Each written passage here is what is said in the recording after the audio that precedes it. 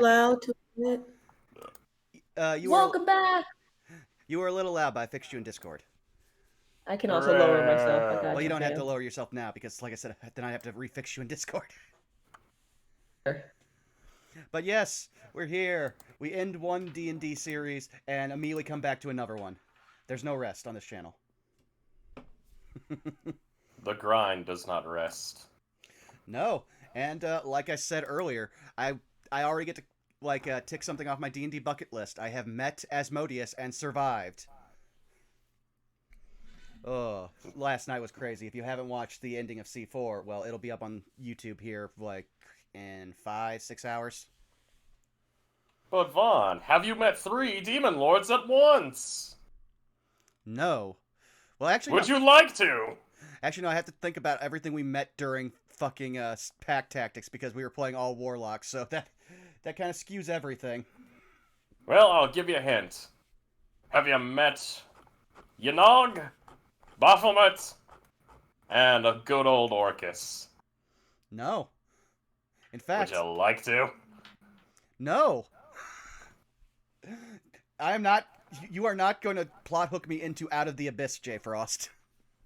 Whoa, whoa, whoa. I'm not gonna torture anybody with that kind of evil. No, bro, no. No, Out of the Abyss. Oh god, we are not playing that kind of shit. I mean, that's more of a threat that you give to a DM saying that, hey, I want to play this. Just because of how bad that module's made. Please look into this very compact tube and wait for Flash.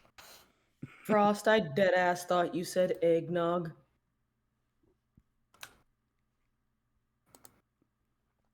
Pardon me, I need to send a certain message to somebody to see if I can get Yanog as just eggnog faced.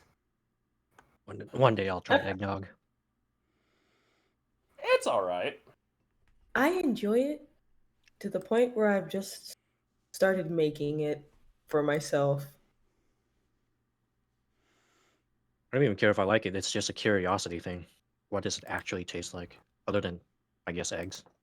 Cinnamon, typically. Ah. But I should also probably point out, for the sake of everybody, due to some unforeseeable circumstances with his city's power grid, CG will not be joining us for today's stream unless he suddenly randomly gets power, and then maybe he'll pop in. We'll see. But just wanted to keep that going. But I guess now we should maybe start with intros. Zai, do you want to take us away? Sure. Hello, everybody. You can find me here on Twitch and Instagram at Zymusite. You can find me on Twitter at Zymunus because, I made things when I was younger. Anywho, I've been streaming here a lot within the last week. This past Thursday was an 11-hour stream. That was a long time. But Final Fantasy Crisis Core is done. We didn't 100% it because we still have to beat Minerva. More on that later. We started Resident Evil 4 Remake yesterday, and God, I won't spoil anything. Game is really fucking good, and we will be playing it twice a week, probably Wednesdays and Fridays. Outside of that, I didn't realize the full version came out. I thought it was only a demo for 4. Oh, no, the full version. So the demo came out March 9th, and then the full version came out midnight yesterday. So essentially, I did the 11 hours of Crisis Core Thursday, woke up in the early in the morning the next day, did Crisis Core again at 1, took a 2-hour break, and then started 4 at 7. I can respect that grind. So yeah, there will be more of that. It's super fun, and I get to play almost old man, tired of your shit, sexy Leon. It's great. I'm done. That's enough for me. Wiley, take it away. Hello, you can find me at xwiley on Twitch and Twitter. I play randomizers because I apparently love torturing myself. I mean RNG. I also make music, which goes up on YouTube when I finish. And I have a Ko-Fi. YouTube and Ko-Fi are without the X because, I don't know, inconsistency or something. Krista, where can we find you? Hey, I am currently planning a a D&D one-shot over on my Twitch channel over at Spoiled Chestnut. You can find me at Spoiled Chestnut on Twitch and Twitter. I also have a art-only Twitter, which is at Chestnut Art. You can see the model that I'm working on for a client, which I'm pretty happy with. It's kind of great. It's a abyssal tree ent, now with upgrades for spring, summer, winter, and autumn. So, it's gonna look really cool. Bob, go ahead. You can find me on Twitch, Twitter, and YouTube at Shoutout to Bob Frost.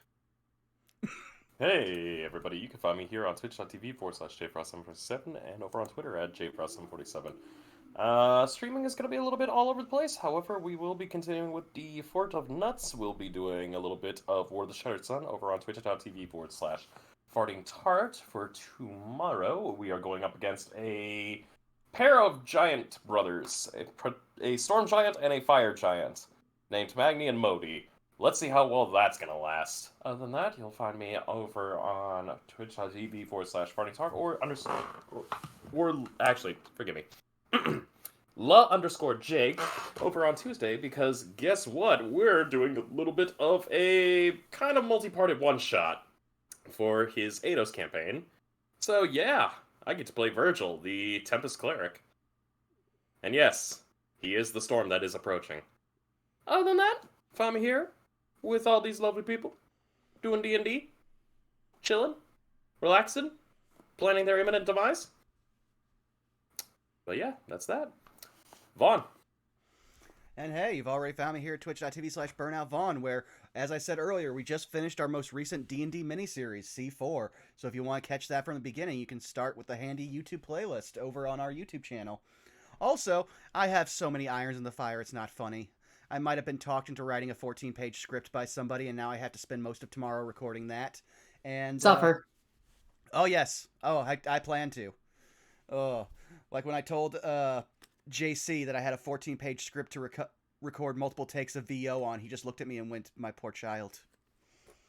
But aside from that, we also have, hopefully this Tuesday, returning with some more Cholta personality, as well as some other things. Such irons in the fire might include some of the people in this call once we get certain things ready for the stream. Might be doing a new long-form stream with a little twist on it. So keep your eyes peeled for that. Also, we might be bringing back an old classic to play when we're not having our Saved by the Spell shenanigans with our good friend Zacho Duo, where we're bringing back No Love War Extra, and we are jumping in with another anime weirdness game, and we're going to see how long it takes to break us. But with that out of the way, I think it's time for us to play our lovely theme song from X Wily Willy, so please let me take us away.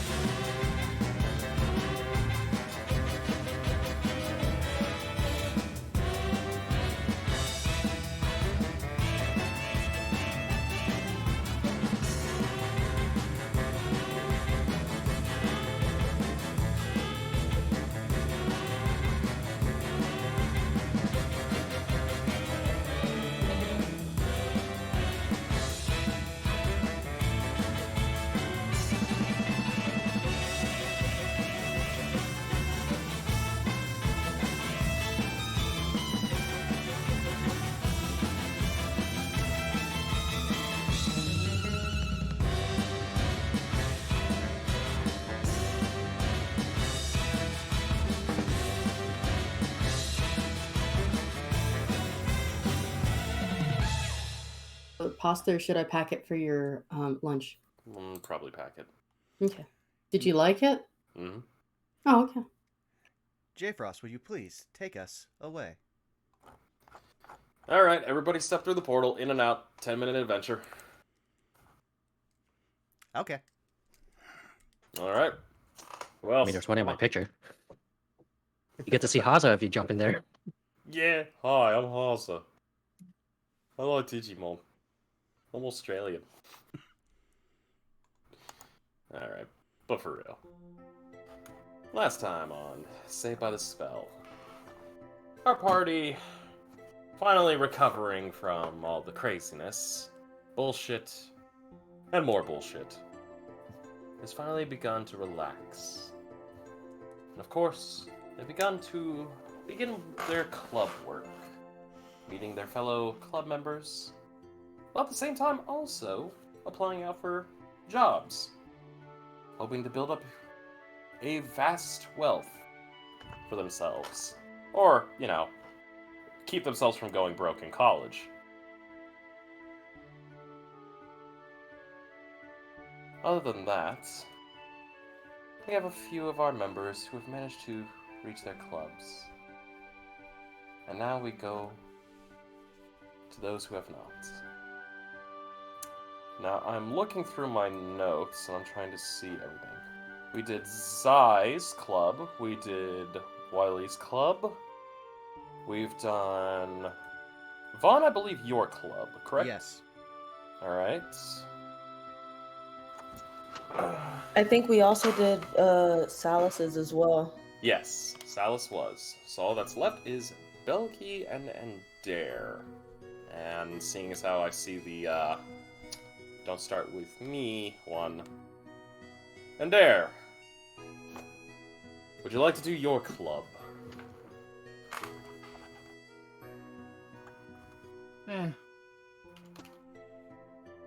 We can if it needs to be done. Of I course. don't mind. I don't mind getting bypassed. Okay, let me make sure I have your club brought up. My club has one person in it. That's true. I just want to make sure. Actually, your club has 2 people. We updated it. Neat. Yeah. Let's see. I believe it's still within party notes, correct? Or is that in DM notes? I put in DM notes. Thank you. Okay.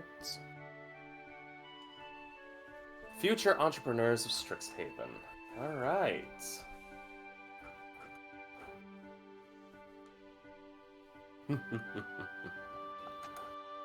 Well, we'll start off with Endare. Endare, you'll actually go over into the Biblioplex's conference room for this one.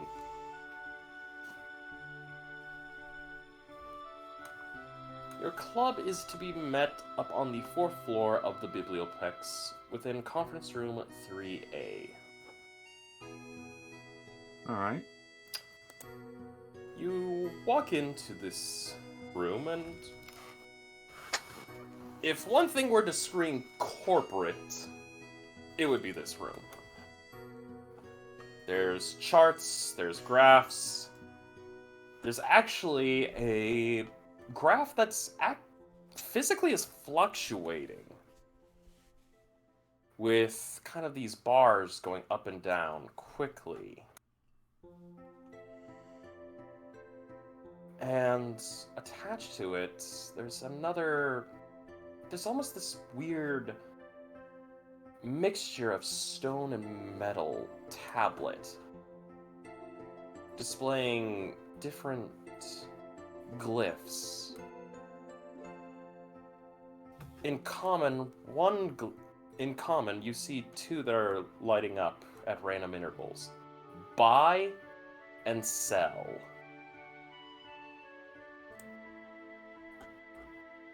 Is this the old stock market? This might be the old stock market. Interesting. Mm-hmm. Let me make sure I have your people in.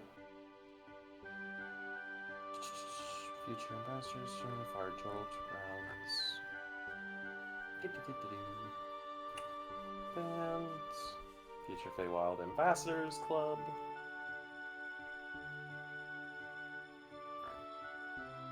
Student Hunter Association. Society of Fine Arts, Bozo and Tavern.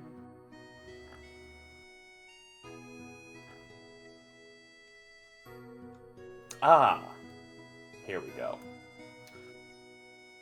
Within the room, you do happen to see one individual. A Triton.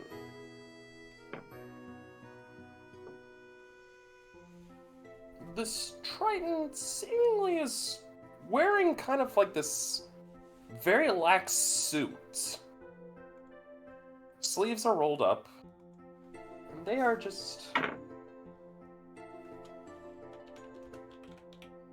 like reading heavily into these charts. There's a cup of coffee next to him, and he keeps pouring in every what appears to be 2 minutes, keeping track.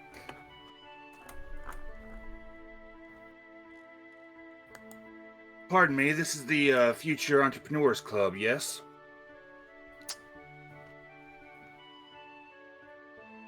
They turn around and you see, and they try and look at you and go,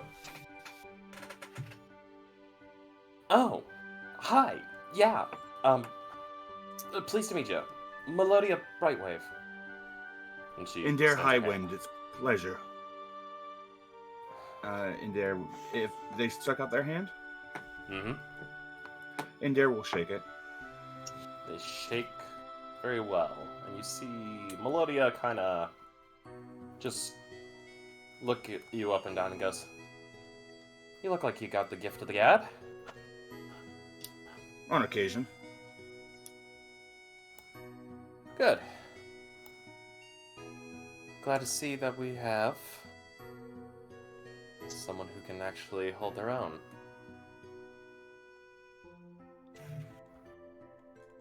I take it that there's not very many, air quotes, talkers around here? No, unfortunately not. Granted, we should have... Probably... We have another individual. Unfortunately, they didn't show up. Kind of out with sickness. I can see that. I imagine there's a lot of stuff going around campus right about now.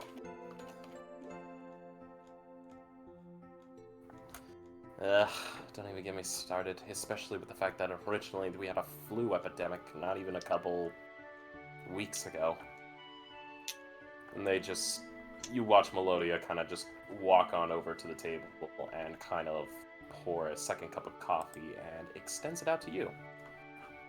Coffee? He'd accept it. Frost, given that there was, given that I was in the hospital wing a couple weeks ago, do I recall any kind of mention about this epidemic? Yes! You actually would. I'll make this pretty easy for you. The flu epidemic that was going around was due to the fact that, unfortunately, with the influx of students and everything else, especially the new freshman students upon campus, they kind of got not really used to the campus's whole controllable nature climate, and thus they kind of came down with easier sicknesses compared to those who had been here for a little bit longer. And in fact, you were actually about 2 beds away from a student who was getting a really bad case. It kind of kept you awake one night because they were just tossing and turning. Yeah, I was in the hospital wing about at the height of the epidemic. It was pretty severe.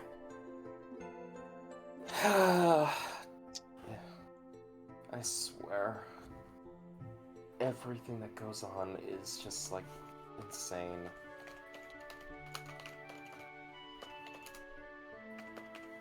Tell me about it.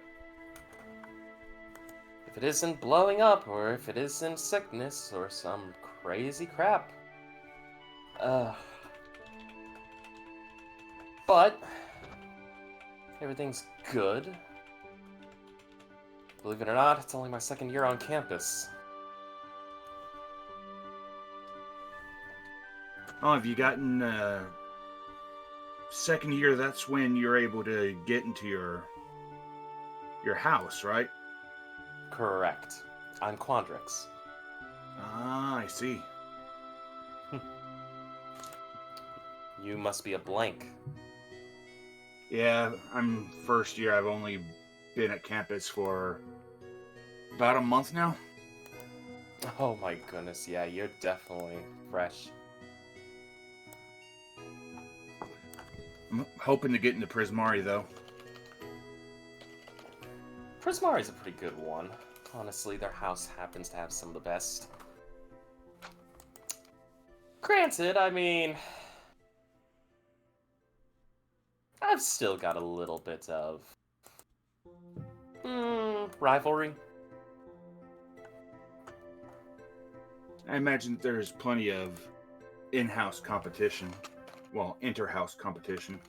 Oh, don't even get me started, especially when it comes to the games. Games? Oh, there's a couple different games that go on. One of the biggest games that happens is, if it's not the Blood Bowl games, it's usually the inter-house competitions.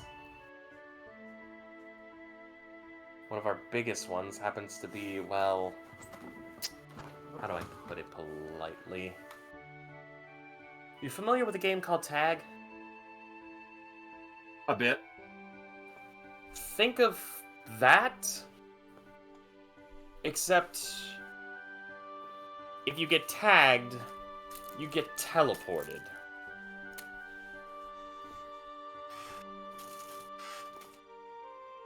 How far? You get teleported into this kind of makeshift crow's nest that is held by the opposite team.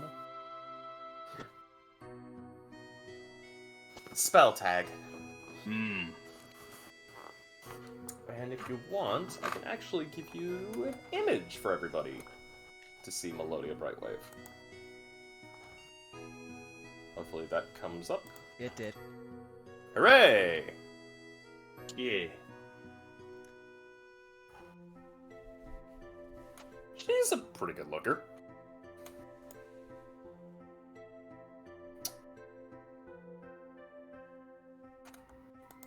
So, Melodia kind of...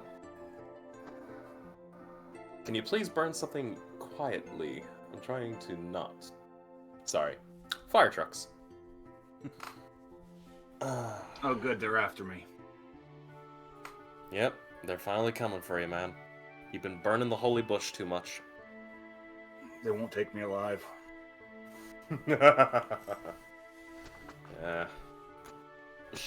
Melodia kind of turns back to the grass and goes, "Alright, let me ask you a question. Mm-hmm. How good are you at reading charts?" I'd like to think I'm at least okay at business. I can give it a shot. My father is a merchant at the moment. Oh, really? What's the trade? Above game, I think it's general goods. Mm-hmm. I haven't put that much thought into the character, to be completely honest with you. It's fine, we'll just go with the general goods. Basically anything your father comes by. This and that. He's kind of the type that he picks up things in his travels and then he always finds somebody to sell it off to, or he convinces somebody to buy it off of him. General merchant, traveler. Okay. Yeah, we can definitely do something with that. And she immediately goes, "Wait, where are you from?" I'm off plane. I'm from a place called Marmaria. Marmaria. A grouping of islands on the southern end of the main continent. I think I might have an uncle out there. Granted, my family's from a kind of a backwater island. Wepa. We He call gives it. a little bit of a nod. It's not really known all that much, but it's pretty good for fishing. Oh yeah, I can imagine.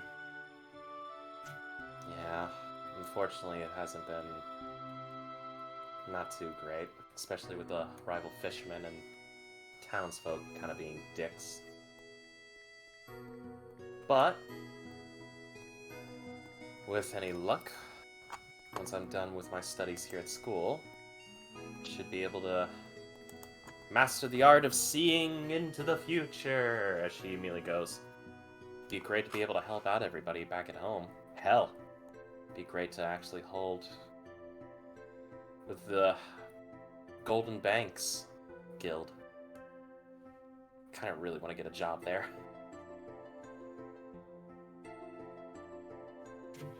I can understand the desire to take the opportunities that you have here in the big campus where gold runs like water and send money back home. You're telling me. I'm hoping that if my grades are high enough, I should be able to actually get an internship at the bank.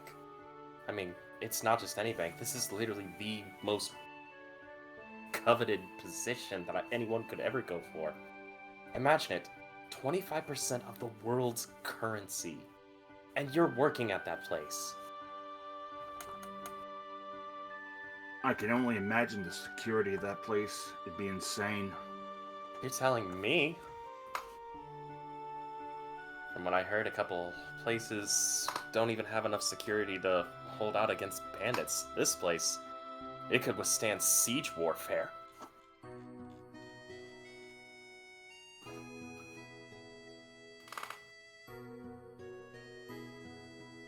I've been watching the little device on the table.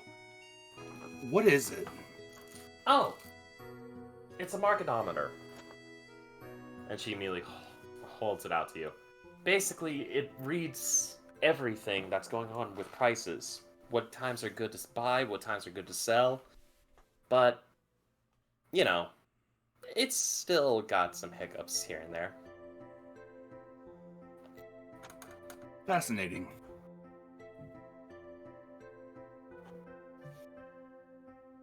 Now, whenever I assume that you're buying and trading some kind of a commodity or some kind of a resource off of it, where do you go to, say, make the exchanges? Well, depends usually. Right now, with campus, until you get, you know, an apprenticeship license like I got, you're really not able to do a whole lot. I mean, unless you want to do underground selling, but even then, you know, professors in the campus, security and everything will look down on that and go, no. But if you do have an apprenticeship exchange license, you basically go to the main quarters, basically head down campus masterway, bibliopex, office, second floor. It's really useful. From there, they'll be allowed to, well, let you do some exchanges and everything else. Though,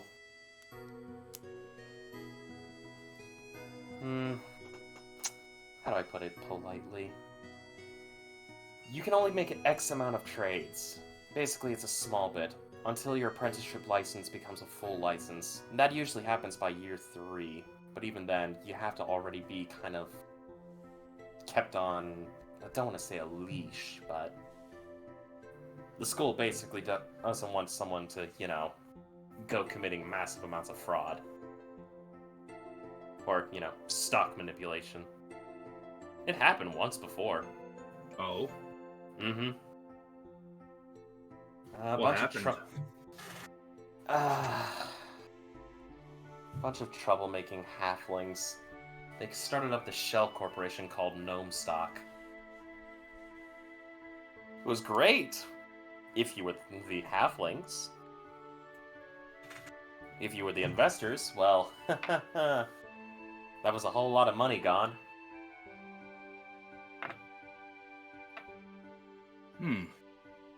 And to put it this way, imagine you literally pulled off the biggest con and walked away with enough money to basically finance 5 kingdoms.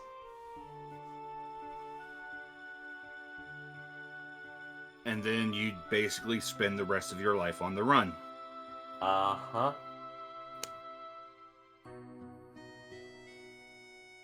Hopefully that halfling luck holds out for him. Hell, didn't work out for 3 out of the 5. Oof. 3 of them Well, got at least caught. at least there was only 5 because, more than 5 is a waste. You're telling me. 3 of them got caught, brought back to the school, got expelled, licenses revoked, and got sent to, well, I wouldn't say prison, but definitely a holding area. And the other 2, well, one managed to get outside most jurisdiction. Apparently, from what I hear, that one's running their own little ganglands out in the world.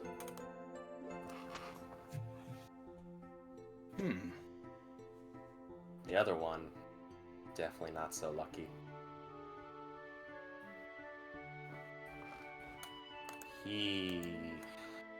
And you see Melody kind of shift uncomfortably. I do believe the human saying for that is big yikes. Oh, you have no idea. Especially considering where this one went. Or got dragged to. You ever hear of a place called the Citadel? Have I heard of the Citadel? I would say for you, roll a history with disadvantage.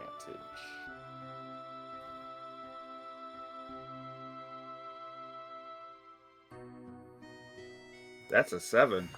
You would not.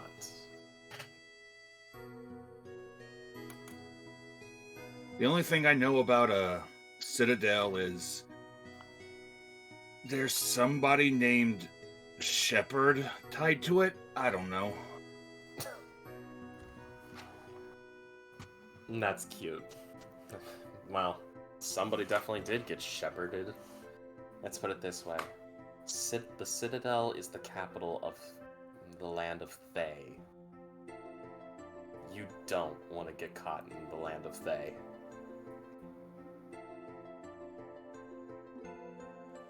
I will make a note of that.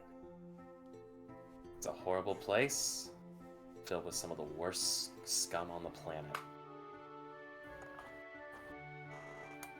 We're talking real psychopaths. And I will type up, if need be, for you. I'm sure it's fine. Just avoid the red wizards. Glad you know your history.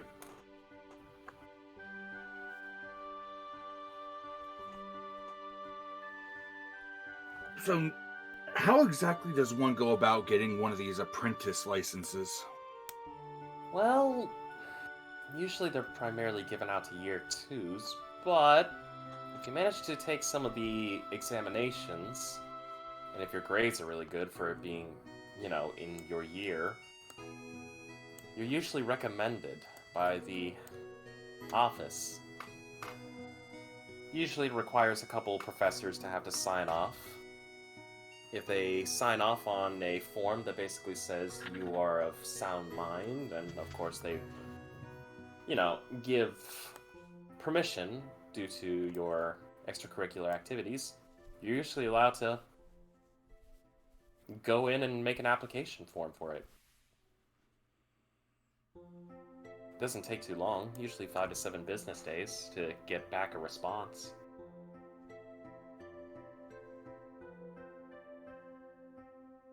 Interesting. That shouldn't be too much of a problem. I mean, the professors love me. A little bit of a smile. Mental image of shrub burning.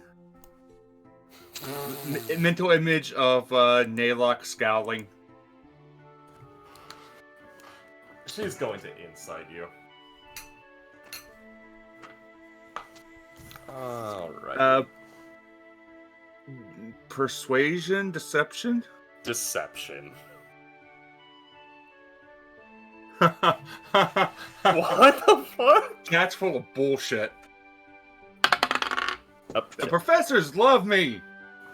Gonna re-roll that because it fell off. Are you fucking serious? Hey, Bob. Hmm? You beat her by 1. Hmm. But she's like, well, that's good.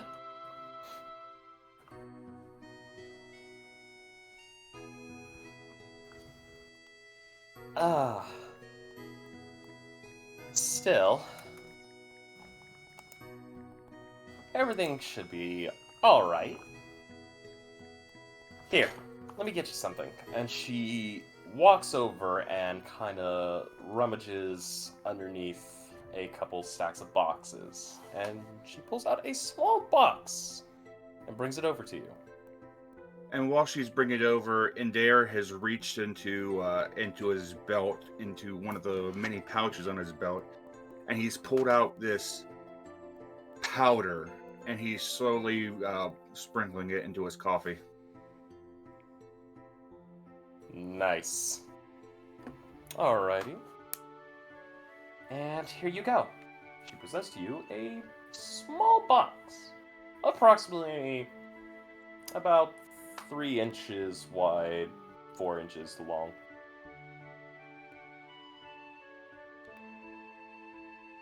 He accepts the box.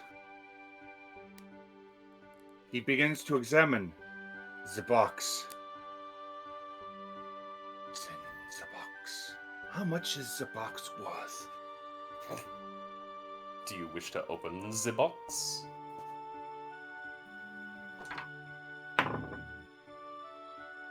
Yes. You open the box, and inside is a well-pressed, button-up white t-shirt and a black tie.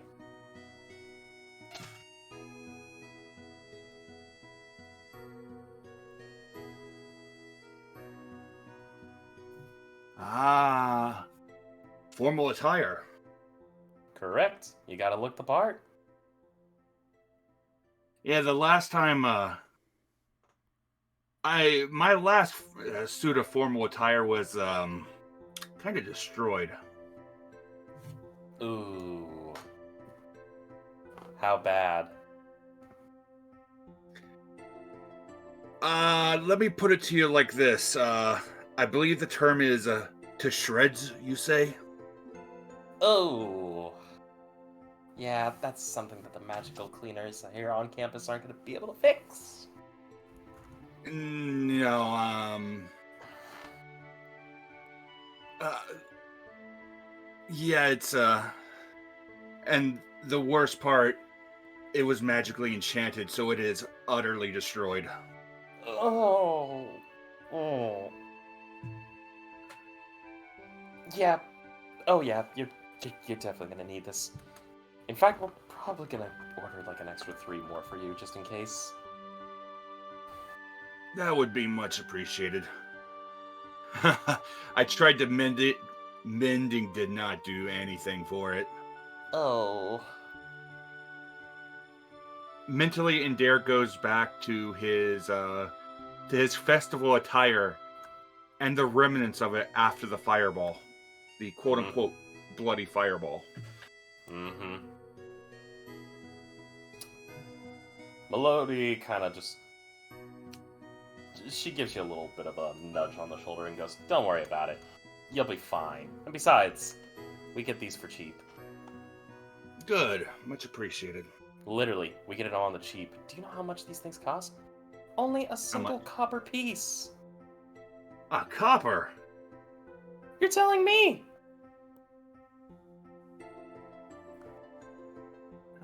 Somebody's been, I'm guessing that somebody's been, using magic to grow fibers and using magic to mend them into, like, shirts or something to sell them so cheap. No, this know a little druid couple out in the countryside. They do all the work of it. Make some really good stuff. They also make some great workout gear. Really? Mm-hmm. You want the best and most comfiest pants of all time? They make these hemp pants. Absolutely, just... It's as if it's climate control in there. Sounds amazing. I love a good, comfortable set of pants for, no pun intended, of course, but you get a good set of pants, and it just makes the catnap even better. You're telling me. It Smart. makes being able to stay up until 3 in the morning trying to study so much easier. Oh, you do that too, huh? Oh, yeah.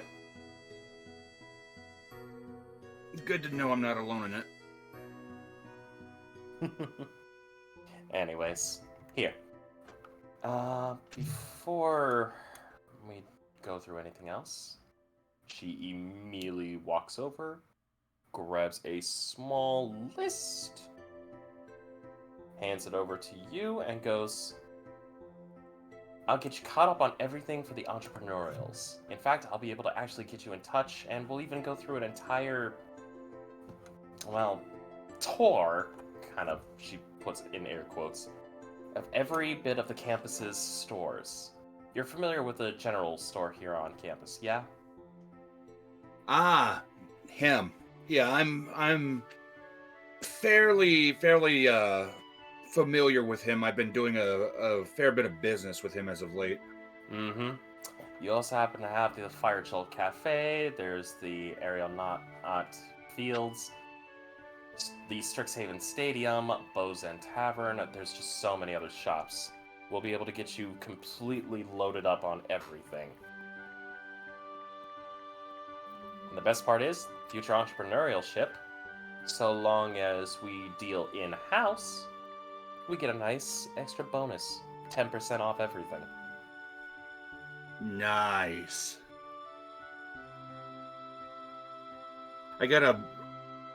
So, with the whole working in-house and everything like that, how does that work for, say, if you're a wizard and you make your own spells? Do you have to go through any kind of special hoops or what have you if you make a spell and make a deal with the shopkeepers to sell it for residuals or what have you?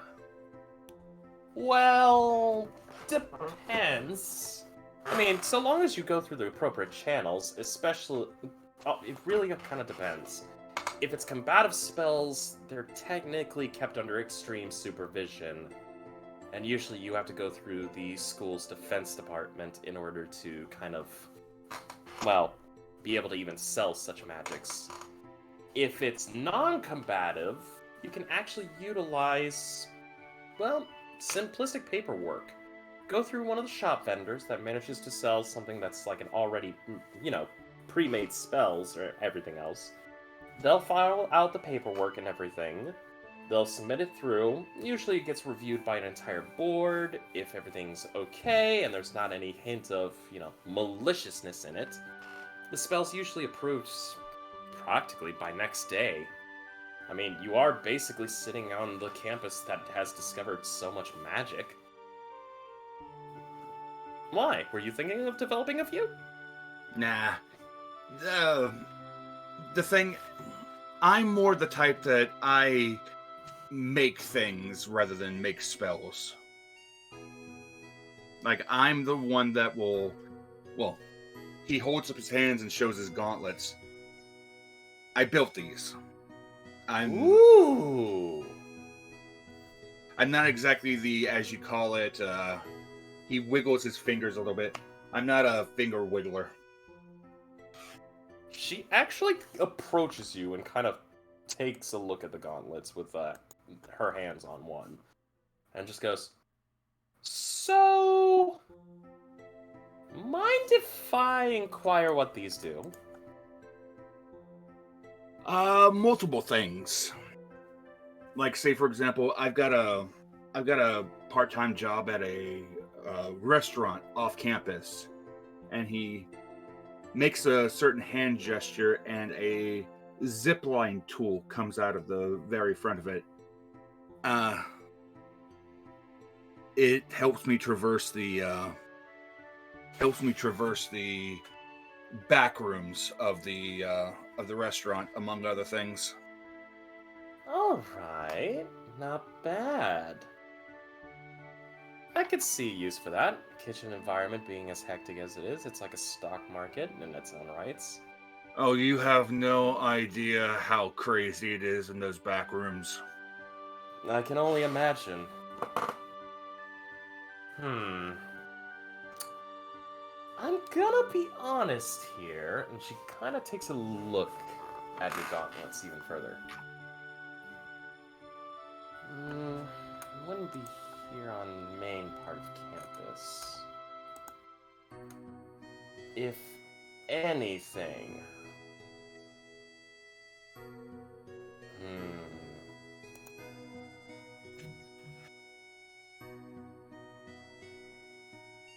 I think I know a place here that might actually would like to look at this. It's over on Quandrix's side of the campus. The Arithmodrome. Specifically. There's a professor over there that I know. Someone who definitely might be interested in looking at this.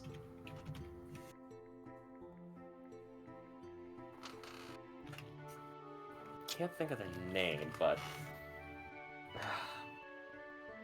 As soon as you stop thinking about it, it's going to pop into your head. And I'll be honest with you, we can probably get the name next time that I stop in. No problem. I'll try sending my feelers out. Because over there, there's a subsection of the artificery department. They have all the fun. They're the one that came up with the entire ingenious fireworks cannons for the school campus. Gives a bit of a nod. Those are the ones that that rock band used last year, right? Mm-hmm. Went to go see the show. Love them. Yeah, heard they did a repeat performance at the festival this year. Damn it. Knew it. All the fun happens in the big hall. And she kind of pouts, and Melodia just looks to you and goes, "Let me guess. You managed to swing by there?" He gives a little bit of a nod. You could say that. I wasn't a part of like the main performance or what have you, but I was in the kitchen.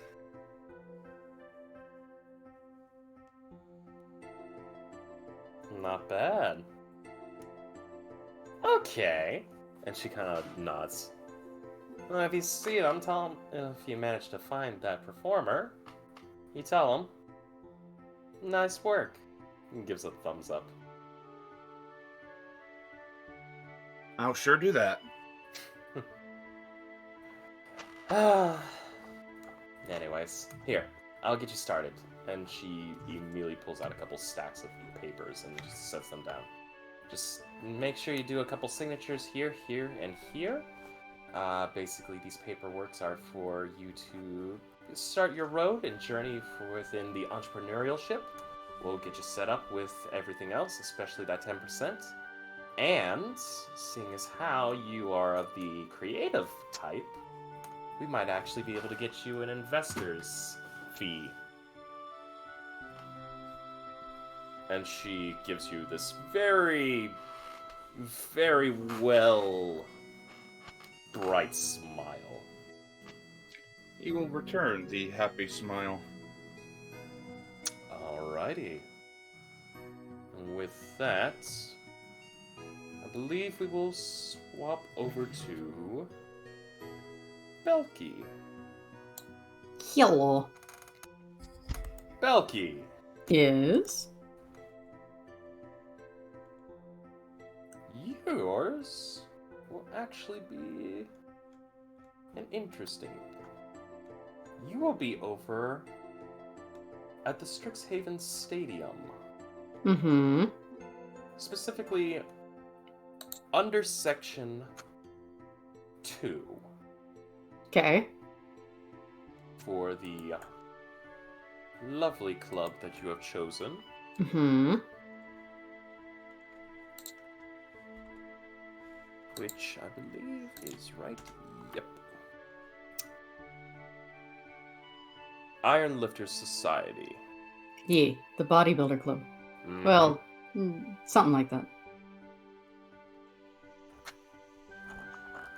Belky, you Mm-hmm. will walk in. You will see a bunch of orcs. Okay. A bunch of orcs. Okay. With the biggest one having shaved on both sides of their head. Okay. So like a mohawk or? Kind of. But while they're working, Mm-hmm. you will see two individuals. Okay. Well, the orcs are guys. But there All are of two. All except two. Okay. You'll see a fire ganassi and a dwarf. Currently helping each other out, spotting on a weight bench. Mm-hmm. The dwarf is doing the spotting. The fire ganassi is doing pretty damn well on what appears to be a set of 200 pounds altogether. Okay. Well, Belky is going to have a look at these big burly orcs. And then when she catches sight of the fire ganassi, she will make her way over and go, "Hey, hot stuff, what's going on?" You will see the fire ganassi look up to you and go, "Sup? Come on! One more!" And the dwarf, she goes, "Come on, Elenos. You got this. You got this. Let me just Don't weak out on me now, you bitch." Give me 1 second. Let me turn on the light because it's getting dark in this room. Just get dark as your forehead. I'm sorry, Titan. I'm sorry. I had to move. Right. Sorry about that. It was just getting dark. Yeah, it's alright. One more. Yeah. And he immediately rests it and goes, "How'd I do? Oh, you did alright. Just wish you could, push yourself for another one. Greta, you're fucking insane." What are you pushing yourself towards? Female Blood Bowl League. Oh, okay. I didn't know we had a female version of the Blood Bowl League. It's not co-ed? No. Oh, God, are you kidding me? No. Eh. I wish. Not But- much for sports, but... She extends a hand out. Elenos. And this is, Greta. Greta Goran. And Greta Belky kind of Karst. walks up to you and goes, "Hello there." She'll give a nod to both of them and clap... What was her name? The first one? The Ganassi? Elenos. Elenos. She'll clap Elenos's hand and smile. Belky Karst, nice to meet you. Glad to see another hothead in here.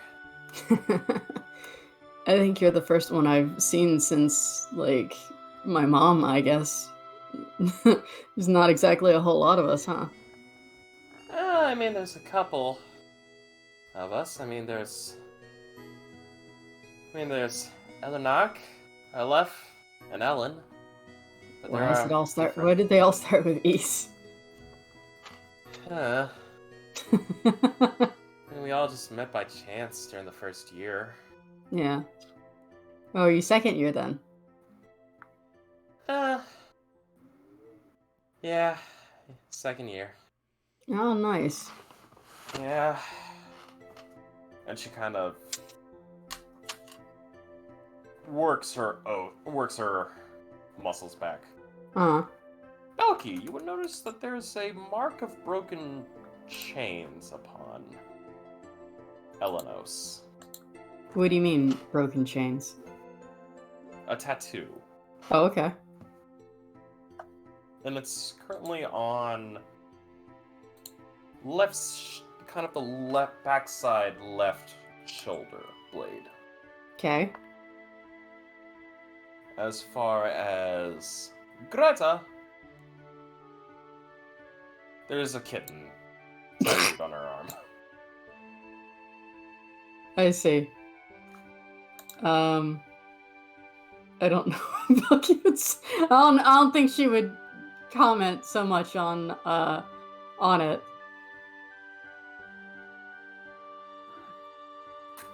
Oh, yo, man. Did you hear him purr? Nope. No. I can only hear the wind howling. Ah, I see. The mic picked it up, so. Oh, he leave. Anyways. He abandoned me. Yes. So, what brings you here into the gym? Well, I heard there was some kind of club or something like that. Oh, the Iron Lifters. Yeah, welcome to Yeah. the club. Oh, thanks. Seems like a nice, warm welcome. Greta, you in it too? Yeah, I'm in it. And you watch as she walks over and grabs at least two 100-pound dumbbells and begins lifting per arm. So, what makes you join us? Well, and Belky will just flex, considering she hardly ever wears sleeves. So, just trying to find my little niche in the school. And she grins. Aw, you hear that? Trying to find their niche. Oh, well, shit, cops are here. Fuck, run, hide! Yeah. Sorry about that. Sorry, chat and stream. It's fine. And also anyone who has ears. We live down the road from a hospital, so we get lots of ambulances. They scrim. Oh, there it goes again. Nope, that's a fire truck. Fire truck, ambulance, we get all kinds. It's only when the SWAT team happens that we need to be afraid. What? Don't worry about it. Yeah, I think we're good. Alrighty. Alright, Elenos. You know what you gotta do. Alright. Been a while since somebody went through this. Elenos seemingly points to you, Belky goes. Yeah? How much can you lift? I mean, I haven't really tested how much I can. We can find out. Put her. You know what to do. Oh, yeah. The pillar. Is that like squats or something? She points over to a machine where you see it stands well above.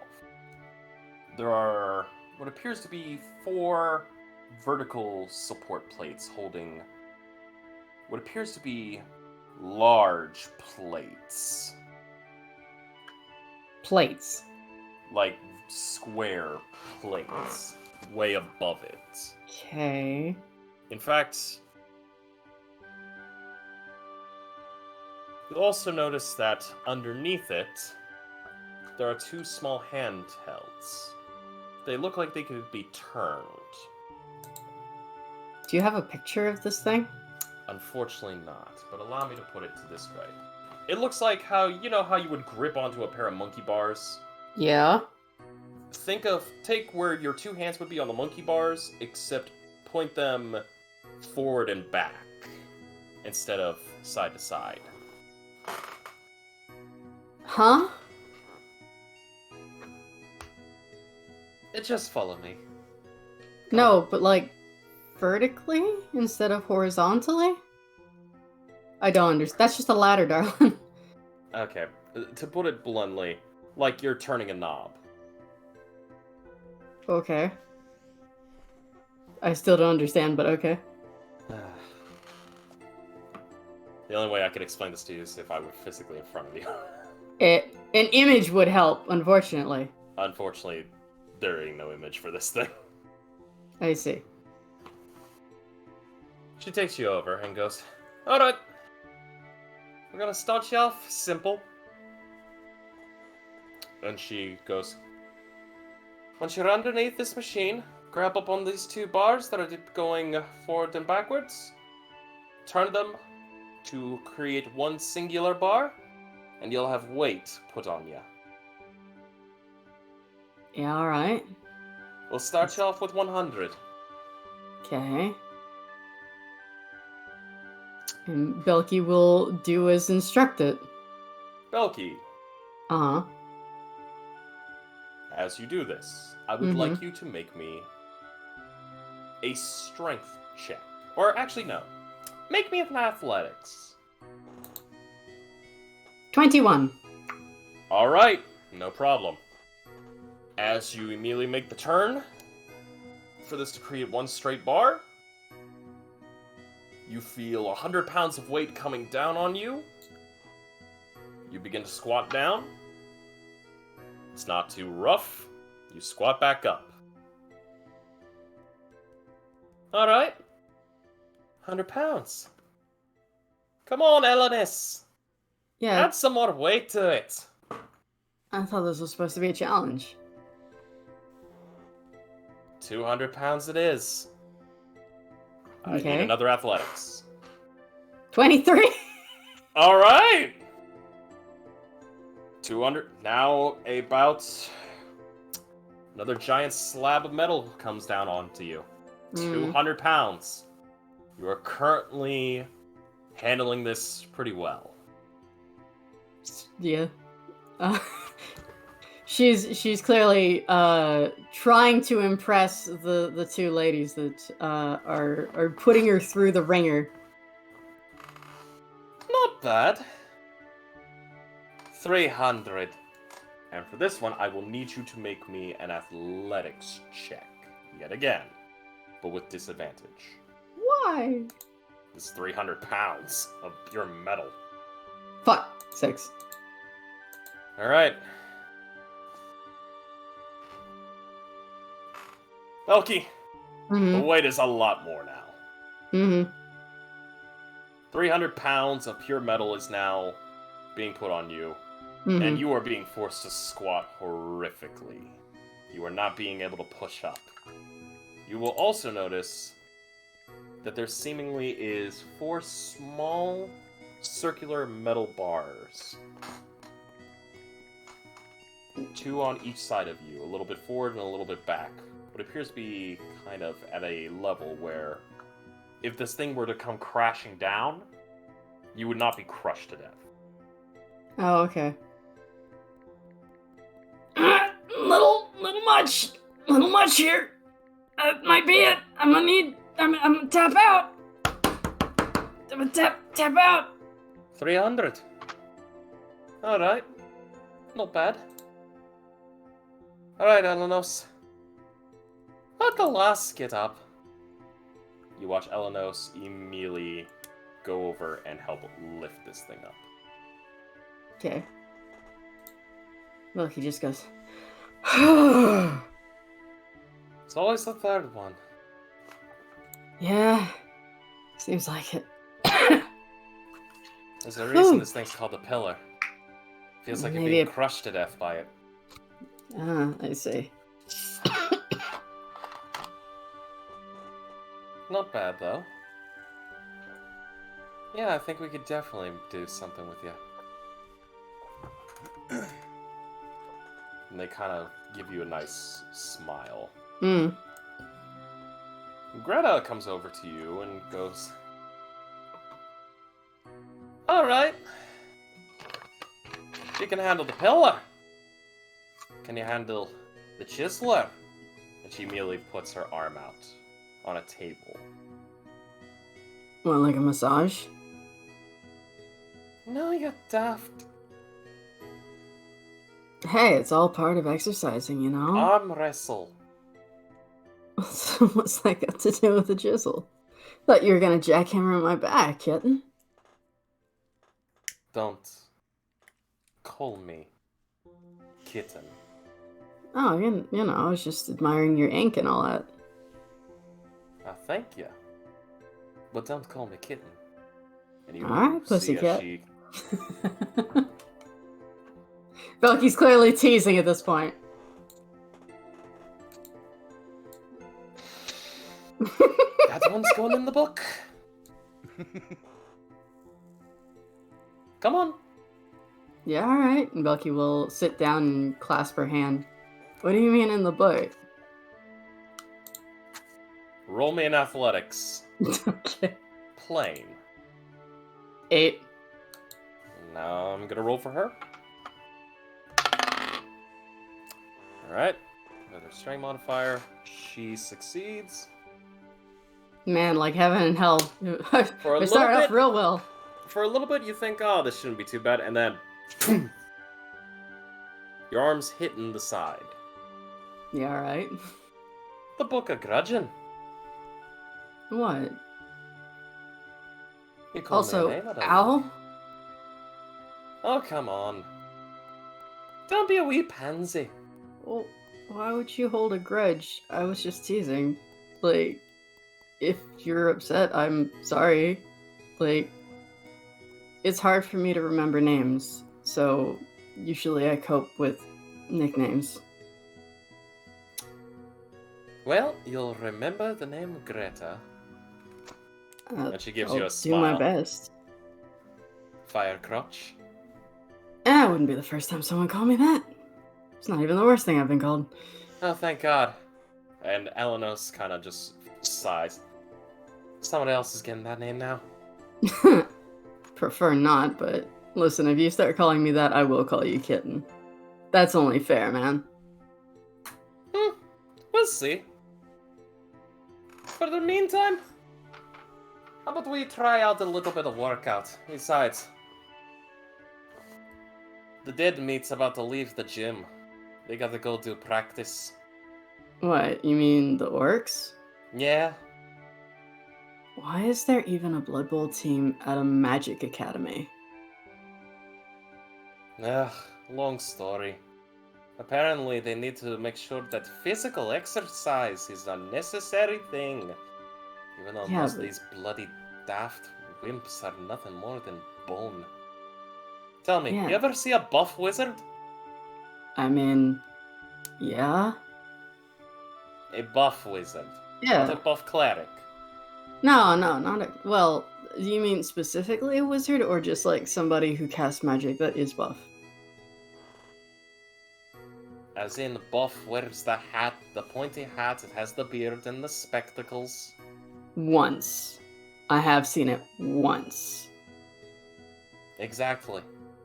But I think he got, like, teased or something like that, and spent all his time, like, bodybuilding to make a point. But, yeah, no, it's sort of what spite does to somebody, you know what I mean? Aye. That's why we have a book of grudges. So, like, Keeps us going. you didn't really mean that you were gonna be mad at me over that, were you? She just looks at you and kind of goes, I don't know. We'll have to see it last. Well, I'm sorry. Like I said, force of habit. I didn't mean any harm. Aw, look at ya. And she comes up and gives you a great big hug. Belky, I need you to make me a strength check. 10. Wow, I can't roll for shit tonight. I'm gonna I refresh. gotta roll Roll for 20. her. Gotta roll for her. Not bad. It's a fern hug. Okay. Don't worry. You'll get used to it soon enough. So like, Besides, mm-hmm. she kind of flexes her muscle. Can't wait to immediately get ready for the big fun. Having a third person in this group. Wait, it's only the three of us? Well, our group specifically. There's other groups, but no. Oh, well, thanks for having me, I guess. Aye. Now come on! I want to see how good your fucking legs are! They look like... kind of just pokes them. I mean, they're alright. But we can do better. Yeah, alright. Sure. They immediately take you over to what appears to be a ye old treadmill machine. I see. Is it powered by, like, a horse or like a goat in a wheel? No. It is not. Okay. You see, what's powering it is a very small cylindrical device. Alright. Hop on. We're going for at least a 3-mile jog. Yeah, alright. I can do that. Alrighty. You hop on. Mm-hmm. They set up the system for you. And for about a nice part of 45 minutes to an hour, Okay. you go for the nicest jog of your life on a machine. Hey. I believe we will cut away from you, Belky, Okay. and we will focus on the entire group. You all have met your club mates, your fellow members. You have introductory work done and out of the way. Some of you are shown the ropes. Some of you are shown some new tricks and tips. The campus bell goes off, and it's dinner time.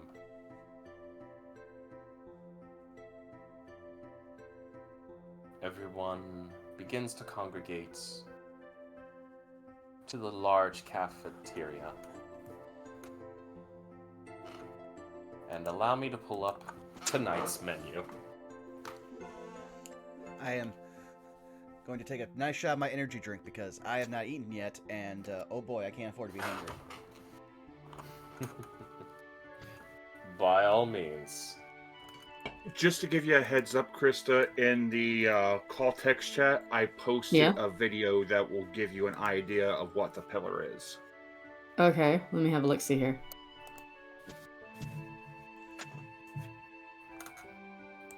I've even timestamped it for you.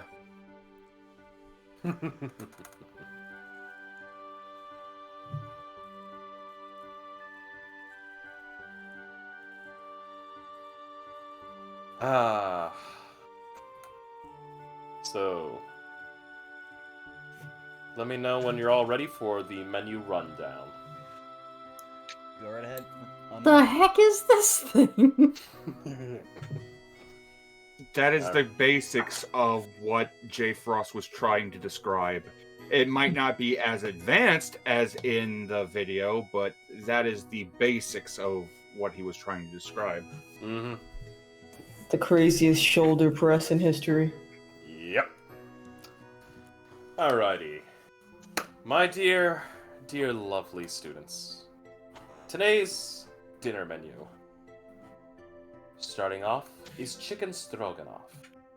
Mexican chicken stew with kiona and beans, steamed salmon and vegetable rice bowl, slow cooker bolognese, a steak burrito bowl, vegetarian enchiladas, chicken red pepper and almond tray bake, oven-baked pork chops, crispy chili turkey noodles, herb and garlic baked cod with romesco sauce and spinach, crispy sesame lemon chicken, slow cooker meatballs, easy protein pancakes, spice scrambled eggs, chicken pot pie, veggie chili, chia pudding, one pan English breakfast, creamy spinach chicken, easy paella, green masala eggs, chicken schnitzel with coleslaw, beef noodles, griddled chicken with Kiona Greek salad, pepper, tomato, and ham omelets, veggie meatball and tomato corghetti,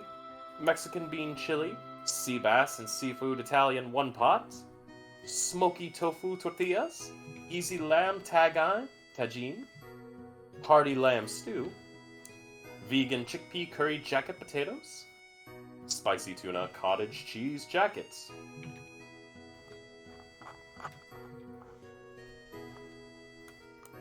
As far as drinks, plenty of juices, water, lemonade.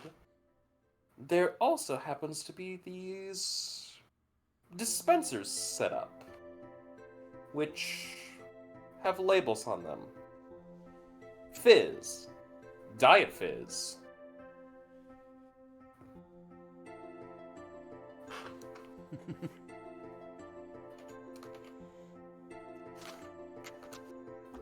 For these... Oh, by all means. I have a question. Would Fizz or Diet Fizz be something that any of us are familiar with? I would say... Daedalus and Iapetus, you both would actually have knowledge about this. Because this has actually been served to your family before when you were out and about once at a market. Oh? It's a carbonated beverage that basically has a nice a nice taste to it. Basically, Fizz and Diet Fizz are utilized by injecting a whole lot of carbon into juices, allowing them to become more refreshing in the taste. Ah, so we know if they are caffeinated or not, so Daedalus will not take them. Mm-hmm. As far as sides go, you have fresh green beans, sauteed zucchini and squash, fruit salad, roasted veggies, garden salad, mashed potatoes, white rice, Mexican corn off the cob, basmati rice, scallion rice, pickled beets, couscous, roasted fingerling potatoes, roasted zucchini, steamed broccoli with cheese, roasted Brussels sprouts, Kiona, sweet potatoes, coleslaw, baked beans, cottage cheese, lo mein, creamed peas,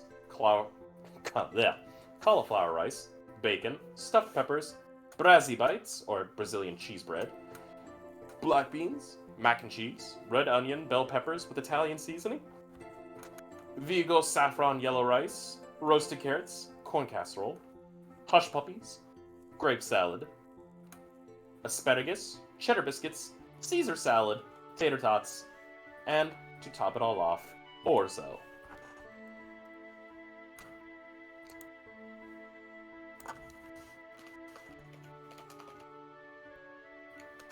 And finally, for the desserts.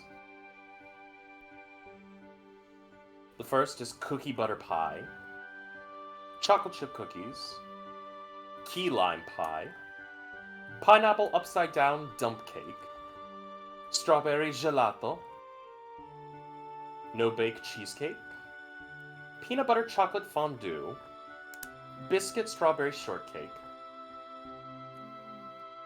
tiramisu, snickerdoodles, chocolate peanut butter dream bars, mango sorbet, marshmallow fudge,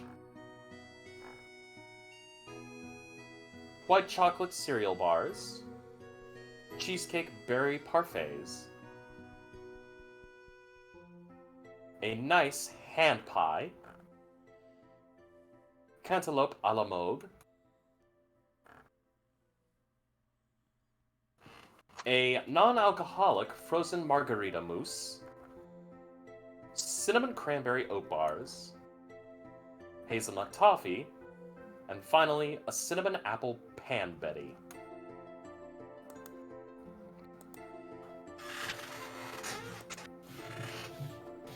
Frost, how dare? How dare? I do dare. Just slides all of the desserts into a satchel. Alrighty. Everyone, grab your foods. Yeah. You all meet up, sit down. Indare is missing from the meeting. Okay. Belky looks exhausted. We have an exhausted Belky. How is everybody else looking? Daedalus is just like literally down a book. Like he didn't even look at what he grabbed, and I'm going to say he just grabbed the bell pepper and he's eating it, seemingly unaffected by spice. Bell peppers aren't spicy. Listen, I don't eat any kind of peppers. That is the most milk toast of all peppers. It's a deceiving. No capsaicin in them. It's confusing because they're not actually spicy at all. They're sweet. Hey, well, pepper is pepper. Yeah, he's basically just cutting it up with a fork and eating it without thinking, and writing something in his book as he just a second. Oh, I forgot I had to refresh the page before we went live and lost my character sheet. So. Oh no. Uh-oh. All good.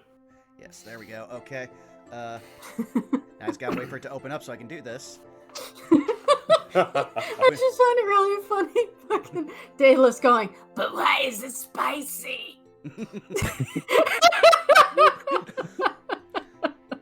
Well, no. I mean, to be fair, it would be pretty on brand for Lucy to end up eating something that's not supposed to be spicy and somehow sensing spice in it. Did somebody prestidigitation the bell pepper? I see what happened. I see. Or he grabs an onion and bites it in like an apple. That would do it. Yeah. Like Why am I Seinfeld. crying? Is it raining? I don't understand. But yeah, while Daedalus was waiting for people to get there, he would have been casting illusory script and writing a note for Iapetus for whenever they sit down. Frost, whether or not I'm already there depends on how that hunt went. Because that's what I left off with in the club. We had to go hunt, I believe you said a Antag? Yep, an Onkeg. Oh, Onkeg. There we go. I spell things in notes, I swear. I will say this. For your Onkeg hunt, it was decent. You were able to track at least where its current movement pattern is, but you were not able to get to it. Gotcha. Did I learn anything else about my club mate that day? Because I knew Misfit, but new friendo was interesting. Camillo is need to know more. To answer your question with Camilla's kind of a harder book to read. Even in regards to just appearance?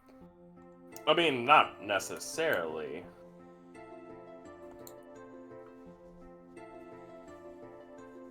Allow me to put it this way.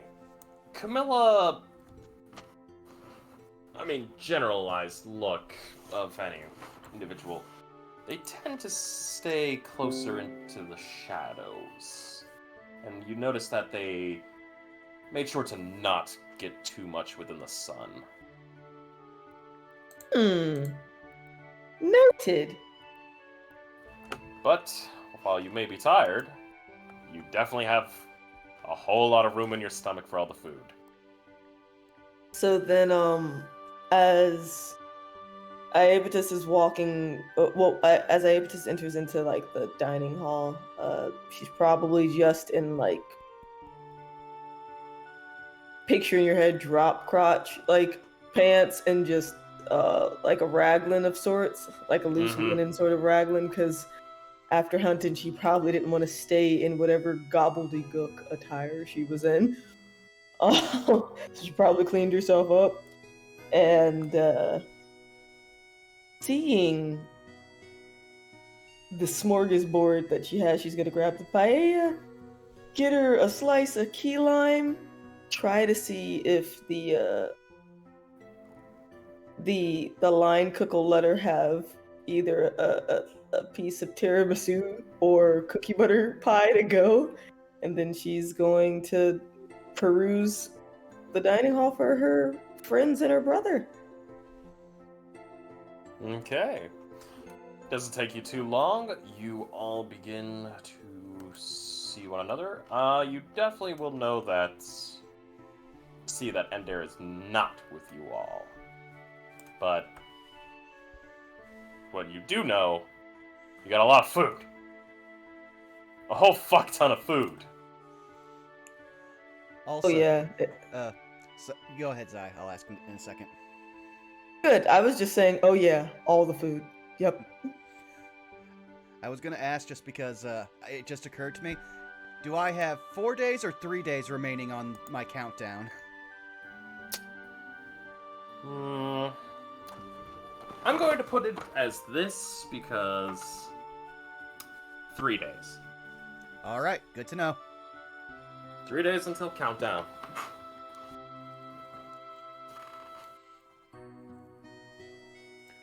Well, seeing her friends and relatives. Mm-hmm. Oh, hey guys. Oh, whoa. Geez. Belky, what happened to you?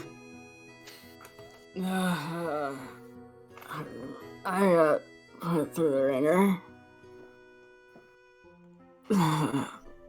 How's your club activities going, Ed? It actually was pretty fun. We had to hunt an unteg or an unkeg. What's that? The best way I could describe it is, I guess, a giant cockroach. Yeah, that was a good time. You didn't have Got to see eat it, Misfit did you? again. Oh hell nah. I mean, eat what you kill, and that kind of isn't that what hunting's about? I don't know, man. It's not my shtick. No, I get it. Hunting. It depends. So in this case, apparently this Ankeg had been running amok kind of on campus, actually. And so we took, the Hunters Association took on the job of like tracking it down to essentially eliminate it so that the school doesn't have to deal with it anymore. Apparently it's been eating some things on campus that it shouldn't. So that's kind of how we got the job. But, yeah. Like students? I mean, Camillo didn't mention a student, but I guess. Oh no, laughing hurts. Oh, everything hurts. Oh no. Iapis is actually gonna, like, if you have an arm up on the table, she's gonna like poke your forearm just to see how you react to it. Not like really hard, but enough. She doesn't react at all. Okay. I didn't know if you were like sore or tired. Well, sore if she's using her muscles. But you poking her isn't really going to do anything. It's if she has to move. Okay, because you know, after a good workout, sometimes someone pokes a muscle on me, and I'm like, please stop, that hurts, go away. But all right, got you. Well, but yeah, so I mean, that was pretty much what we did in club. What about you guys? Lucy, what you doing? Oh, not much. Just working on some things. We didn't do much. We just mostly conversed about different occult phenomena. I got pressed in like this fucking like a pillory, but instead of being like locked to the ground, it was all on my back, and they just kept adding weights. And now I don't think I can feel my legs. I still have legs, right? They also look under the table. Yes, they are still there. Yeah, okay, great. I mean, but if you can't feel them, maybe they only exist in your mind? Man, so long as they can take me back to my bed, I don't care if they're illusory or not. Does it look like Belky's plate is empty? She would have grabbed like something and not really paid much attention to it, but it's probably like a small portion of something, and she's more playing with it than eating it. Gotcha. Well, I mean, Belky, if you worked out as hard as you're saying you did, you might want to eat more of that. Your body's gonna need energy. Is Antimony somewhere around here? I can't get up, man. Like, I just need a drink. And maybe like 5 more drinks. And then a nap.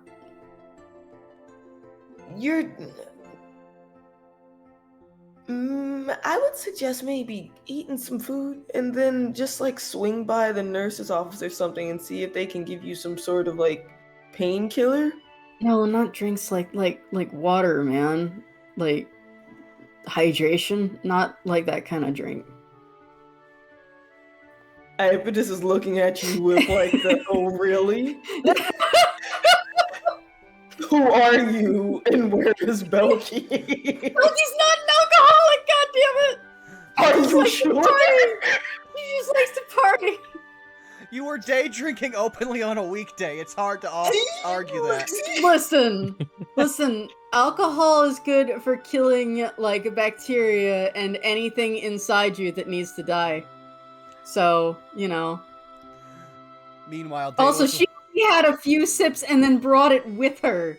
And somebody decided to fucking slap it away. Thanks, Diane.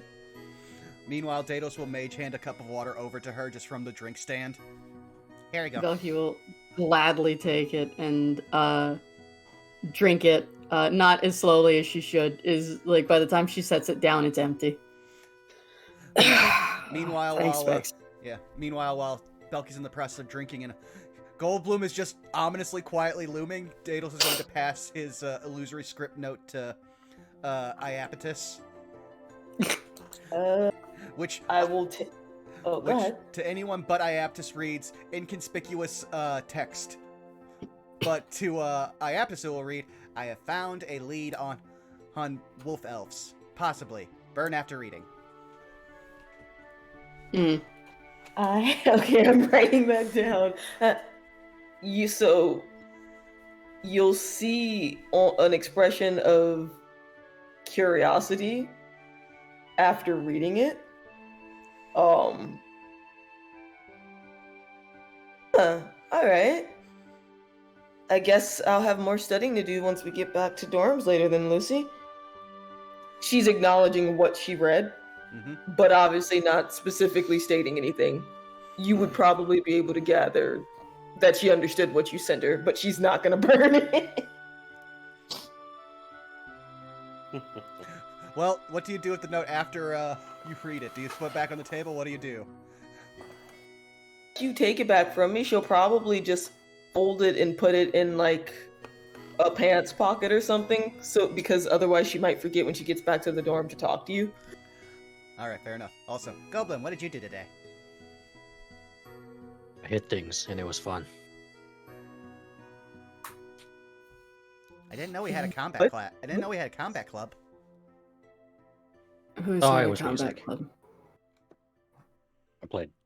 I play these things where that made sounds when you hit them. It's music, man. Like, so you're a drummer? I guess. Hella. Belky will throw up the horns. And How weak of a horn hold up are you doing? very, very just like, yeah, man, and then just goes back to what she's doing. Antimony is just trying to like get more drinks for you as she's running back and forth, going, need this, need this, need this, need this. Antimony, please. What? Please give me some more water. She immediately runs up to the beverage dispenser, and one of them just goes, "Miss, are you all right? You've been coming up here like every 5 minutes for more water. Bitch, dying of hydration!" And just runs back with a gigantic jug of water, and the lady just working there just goes, "Okay." Got that big gulp, I see. Got it. Yeah, you got that 7-Eleven big gulp slurp. Oh, thank you. And Belky will take it and set it down and just reach out to Antimony and pull her in for like a one-armed hug, but it's not nearly as strong as she usually is. Alrighty. Now, do apologize to everybody, but I would like to cut away from your table to another table, Okay. where a familiar face is sitting down, kind of working on some homework while eating. And and if I remember correctly, just to make sure that I have all this, a human male Mm-hmm. in what appears to be a white pressed-up dress shirt, Okay. wearing a black tie, and some kind of dressish pants, Mm-hmm. sits down next to him. The guy looks up and goes, "Can I help you?" I think the question is, can I help you? Oh no. Name's Charles Finley. Most folks just call me Chuck. Nice to meet you. Damn it, Bob! Chuck. What? What's up, Chuck? Okay, how can I help you, Chuck? Well, see, I'm in the business of learning things, and he reaches into one of his pockets and he pulls out a little note. I heard that you have been looking for something, but you were unsuccessful. He sets the note on the table and pushes it over towards him. Charles is a 5'4" Caucasian male, pale skin. His hair is black, but it is slicked back. And he's got this almost cocky smile on his face as he's looking over. You're a collector, and you've been looking for a particular collection item, and you've put out a reward for it, I believe. I might have. He kind of looks at you suspiciously. But everybody who went for it got caught.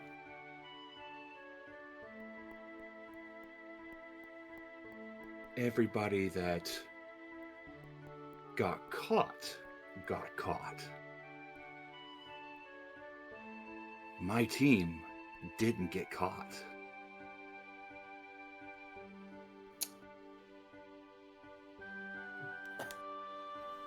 Let me get this straight. And he kind of just closes the book. You, who I've never seen before, managed to get an item that I want, that everybody else failed. Mm-hmm. And how are you to prove this? He kind of leans back a little bit.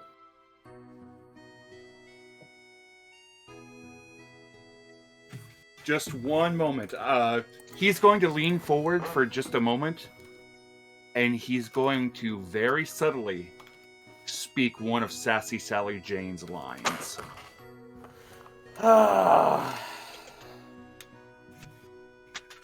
Alright. Which one would you like to say? Or would you like me to give you one? I'm looking for them now. I don't know what they are right off the bat. So just go ahead and give me one.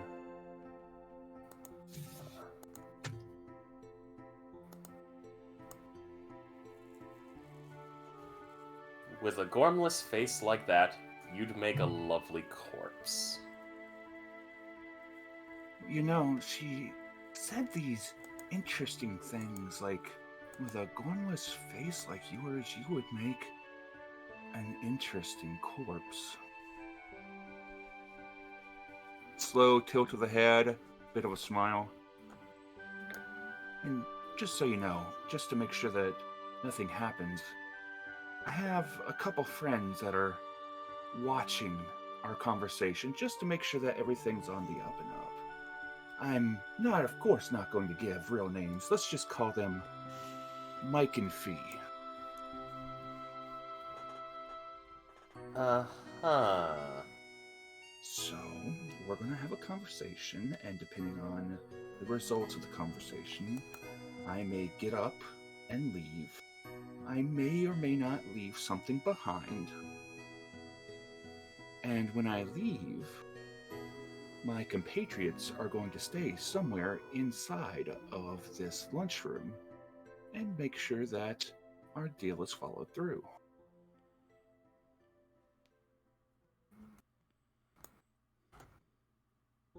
All right.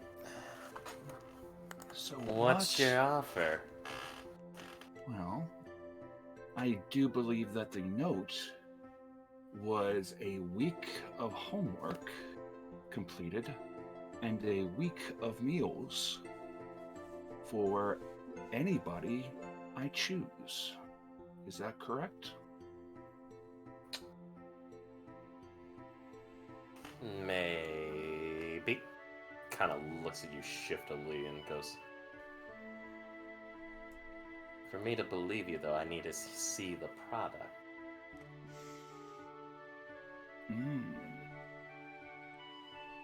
See, that's the interesting thing. If I am lying, and I am pulling one on you, then you simply don't need to follow through with the deal. If I am being truthful, and when I leave, you fail to honor the deal, well, that's why Mike and Fee are here.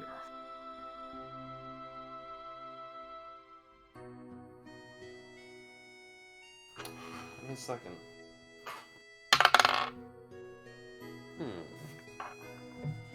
He just stares at you.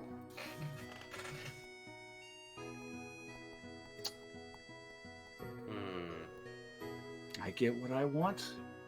You get what you want. Because it'd be a real shame if sassy Sally Jane was just beyond your reach. Alright, Chuck. Slides. He kind of reaches into his bag. He takes out a paper. He writes down on it. And hands it to you. Me at this location. Midnight. Bring the product. If it is what it is, I'll uphold my end of the bargain. But if you're trying to pull a fast one on me, you're gonna regret it. Sounds like a plan. He gives a little bit of a smile. Just so you know, the ones that I'm interested in benefacting, not one of me, not one of my team in any way, shape, or form. I don't want to be connected to this. So, I'm going to pick somebody at random, a random table in this school. And he begins to look around slowly, looking at all the different tables until his eyes lock on Belky. You know, I always have loved a redhead. He points at Belky. That table. They're the ones that are going to get the benefact of this deal. And he looks at the note. Tell you what, let's make this a little bit interesting. And he slowly reaches into his bag. And he carefully pulls out what looks like a box. And the box is heavily insulated. He holds the box, flipping it, turning it slowly. As he runs his hand along the edge of the box, almost like a magician doing a trick.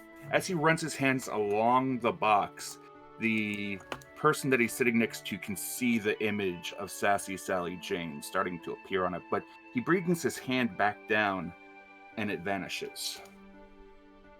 He gives a little bit of a smile, puts the box down on the ground next to his feet. He stands up, brushes himself off, and walks off.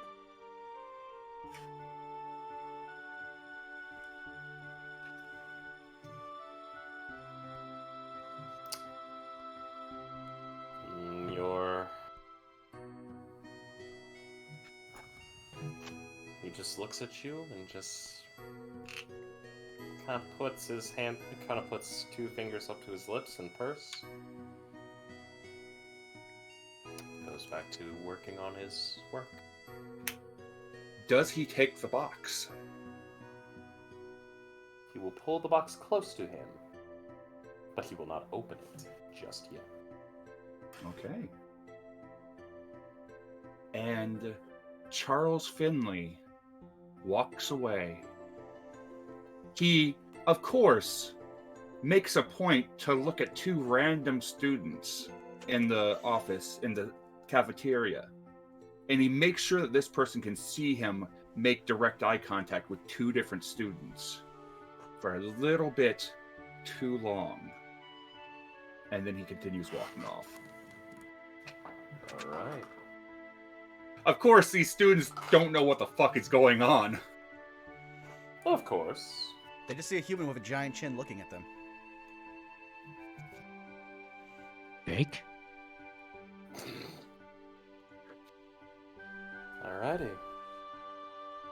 Anything else you'd want to do, Chuck? Negative.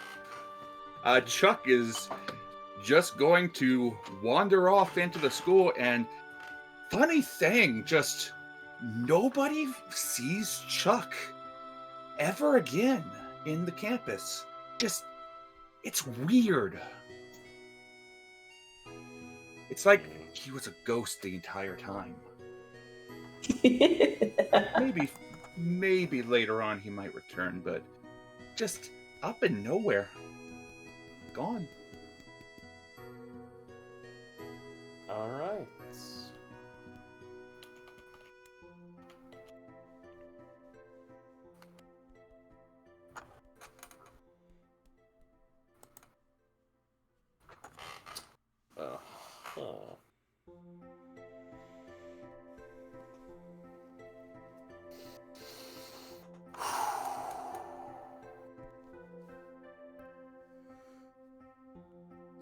Okay. I will make note of that. And I will let you know ahead of time. He will peek into it after dinner.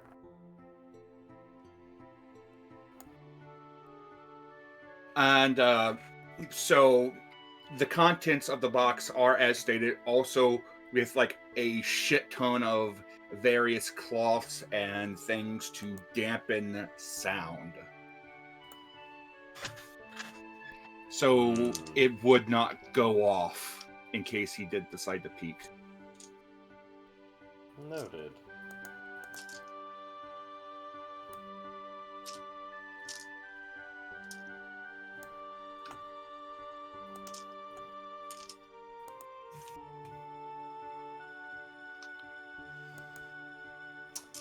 Alrighty.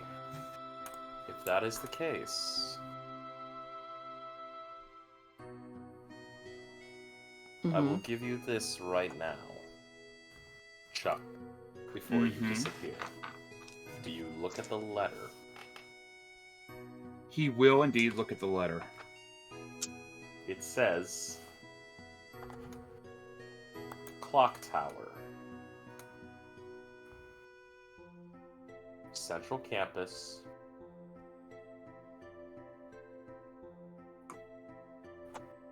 two people. Now, is the reference to this him, 2 people on his side, or 2 people? 2 people on his side. Hmm.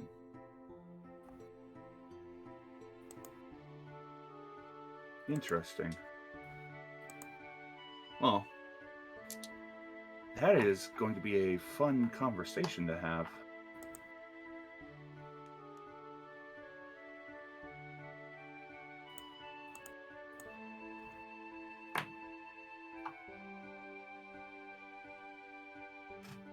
He will ponder for a little bit, and he will continue to wander off. All right. Can't exactly make his appearance re-known.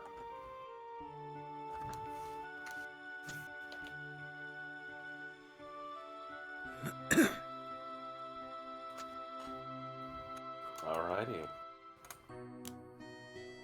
If that's the case, we will end dinner time with everyone having gotten their fills.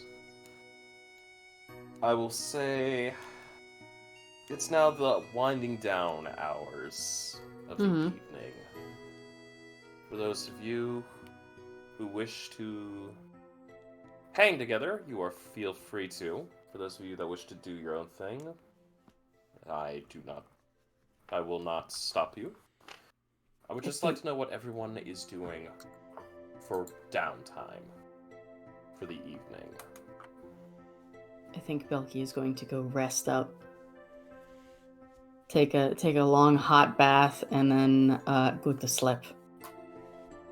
Okay. Goldblum would offer to carry you there.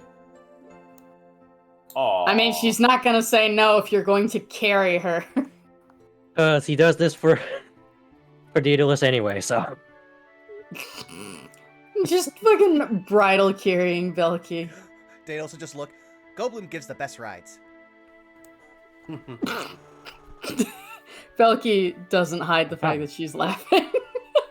Crazy. If there's one character who has no concept of phrasing, it is Daedalus. Yep. True. This is true. I feel so bad for Aebitus. True for Goldblum, too.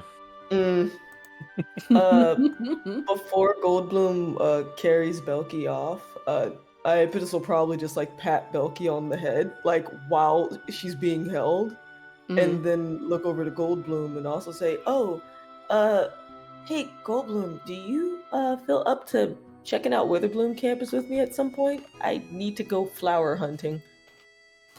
Well, you gotta go to Witherbloom. Sorry, go ahead, Wiley. Well, that was it. Sure. Hey, okay, I'll find out when from you later, but for right now, it looks like, and she looks over back at Belky, looks like Sleeping Beauty needs her rest. Listen, if I can't get hold of a massage, I'm just gonna go get a hot bath, and then I'm gonna go to bed. I got worn out. I'll be alright tomorrow.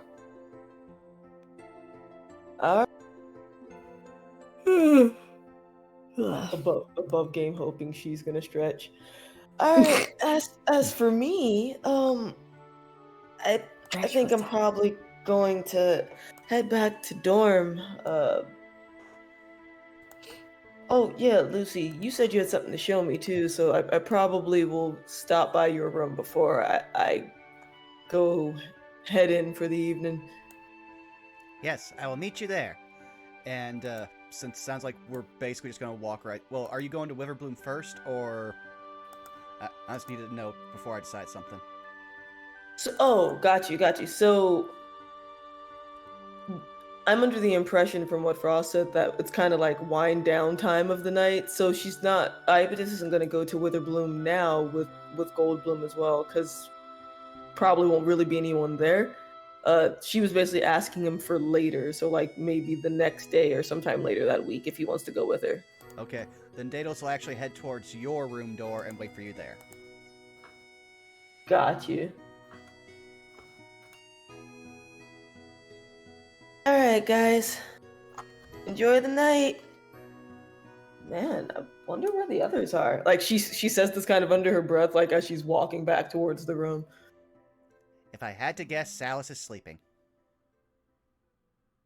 I mean, to be fair, I would expect Salus to probably be enjoying some time studying. Poor boy, we've put him through so much. And she kind of just looks down and shakes her head. But It's definitely odd for Indare not to show up for dinner. Huh. I'll check on him at some point. Anywho, up to the room. I'm kinda beat after all of that. She'll start walking towards her room. Okay. Just to give you a heads up, Frost. Yes. I have reached out to CG, and I think CG has accepted that Silas would be Indare's second, both in disguises / magically covering themselves, aliases, so on and so forth. Of course. I was joking in chat earlier when I said we need a crime counter, but now we really do need a crime counter. Hey, no one got caught, and we don't accept accountability for things. That is true. I'm just pointing out a crime that you don't get prosecuted for is not a crime that didn't happen. The evidence of absence. I'm just saying. We didn't do shit. We didn't see shit. But yeah, Daedalus will just be waiting outside IAPS's door whenever we start that up. Okay. Well, we will start off with your little meetup, Daedalus, Iapetus. Iapetus, it doesn't take you too long till you encounter your brother. Oh wow, you got here before me. So what's up, Lucy? What do you mean?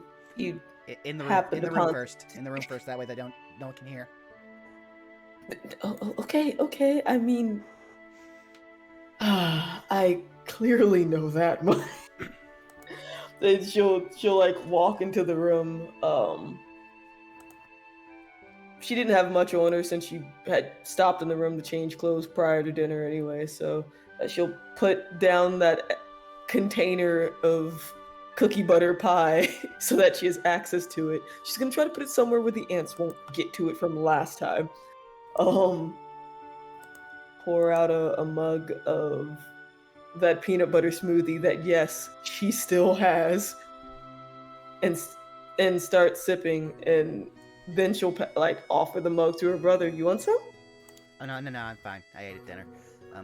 So, I didn't find a direct lead, but there is someone here who might be able to help us. At the Biblioplex, there's the Grand Librarian, who apparently... Well, first of all, they put a blind person in charge of the library with no Braille section. I feel like that's weird, but whatever. Second thing is that they have an eidetic memory for anything that is recorded within the halls of Strixhaven, at least specifically the Biblioplex. Wait. Okay, slow down for a second. So, in the Biblioplex, there's a Grand Librarian. Yes. Said librarian is blind. Yes. But they have a non-sight equivalent of photographic memory? Yes. Huh. To be fair, eidetic memory does not require visuals. It's just a perfect recall. And yeah, I mean, also to be fair, they probably have some way of keeping records of everything, because it's a magical school. I'm sure they found their way around Braille somehow. Fair enough. I don't know where they are or when they attend in the library, but I do have it in there. You remember Sedna, right? I do. That's one of the twins, right? Yes. He let slip during one of our talks about stuff that he works at the Biblioplex. So if I can maybe he talked to him, I can maybe find out about the Grand Librarian, and by finding out about the Grand Librarian, I can maybe try to track down at least some form of record about wolf elves.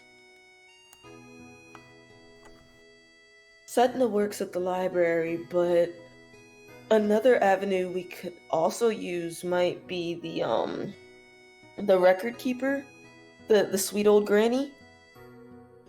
She might also know where the Grand Librarian is, because she's the same one that allowed Belky and I to access Dapplewing's old diary. So she might at least know where to find the librarian. I totally forgot about her. To be fair, you only got to see her once. Yes. Belk and I stopped in on a whim. Well, if we're going to find out anything, that's probably what we're going to research soon. Also, I need to find out if I'm ever going to get that grant, because I could use the money right now. Good point. Which also reminds me other than the first day and I guess the blowing up of the bonds, how's your shifts with work? Oh, they gave me a schedule. So, we'll see what happens. I'm mostly just going to try to accrue as much money as I can to forward my Matrix study as well as pay off owl debt.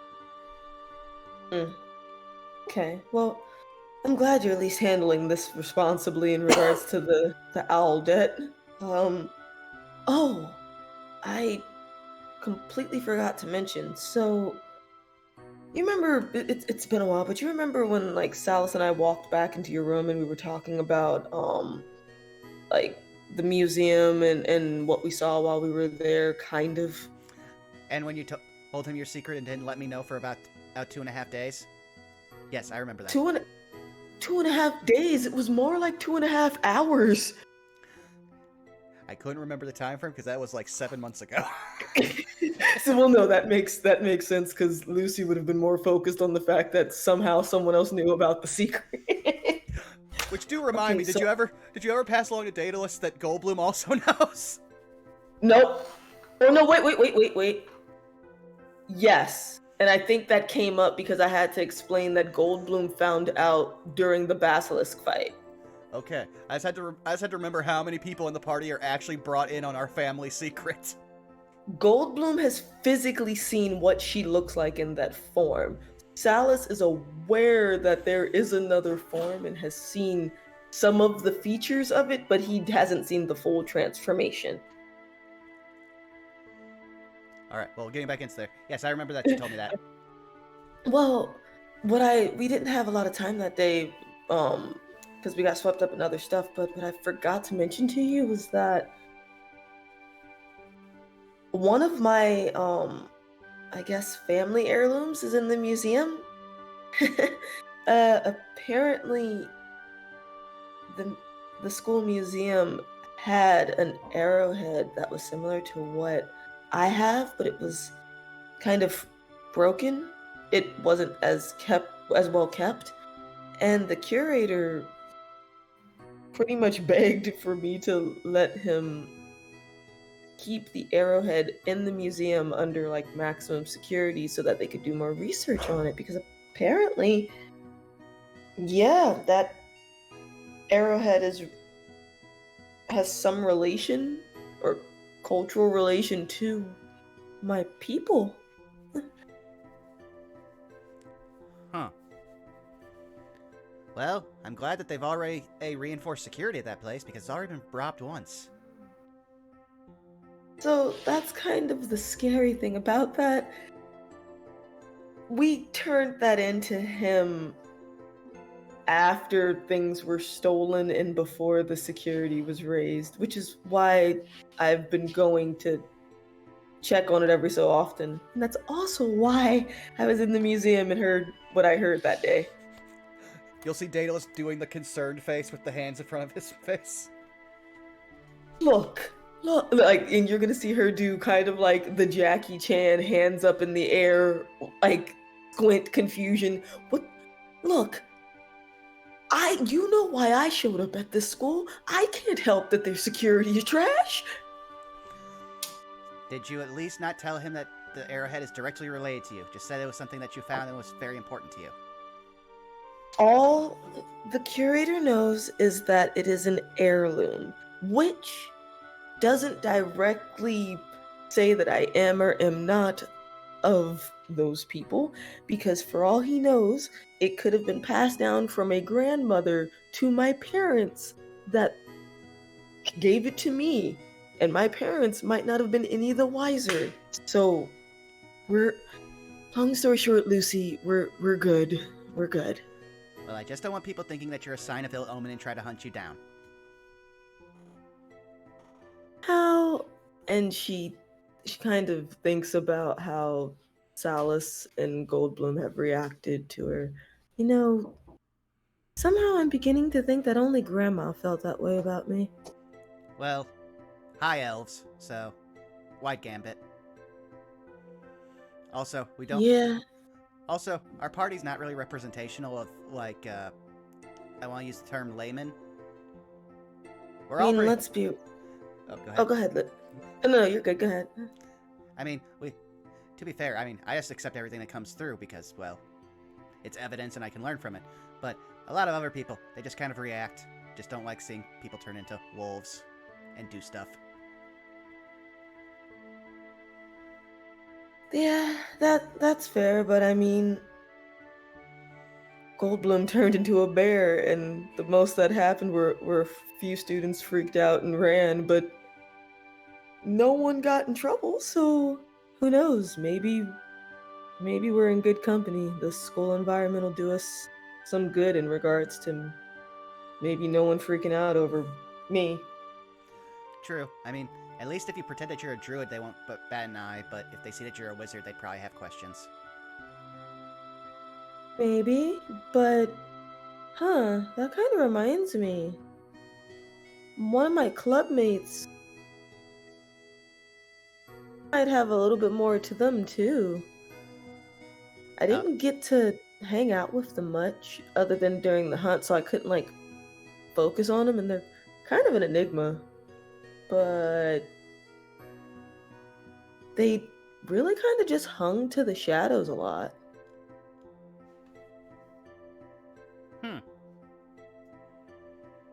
What were they? Halfling, human, elf? It was hard to say. Above game Frost, that's what I was asking about earlier. When I was like, could I figure out anything from their appearance? That's kind of what I meant, like that they at least have a perceivable race. Allow me to put it to you this way. Allow me to bring up their notes and everything, because I have what they are. I just need to make sure.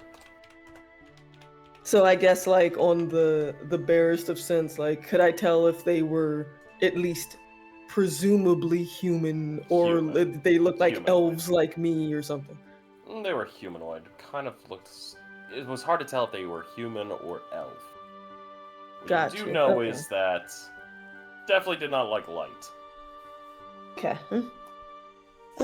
Yeah, I mean, it was hard to tell, Lucy. I could only make out that they were maybe kind of like a half elf, maybe a human. There were some features similar to our own, but also they looked somewhat humanoid too. So like,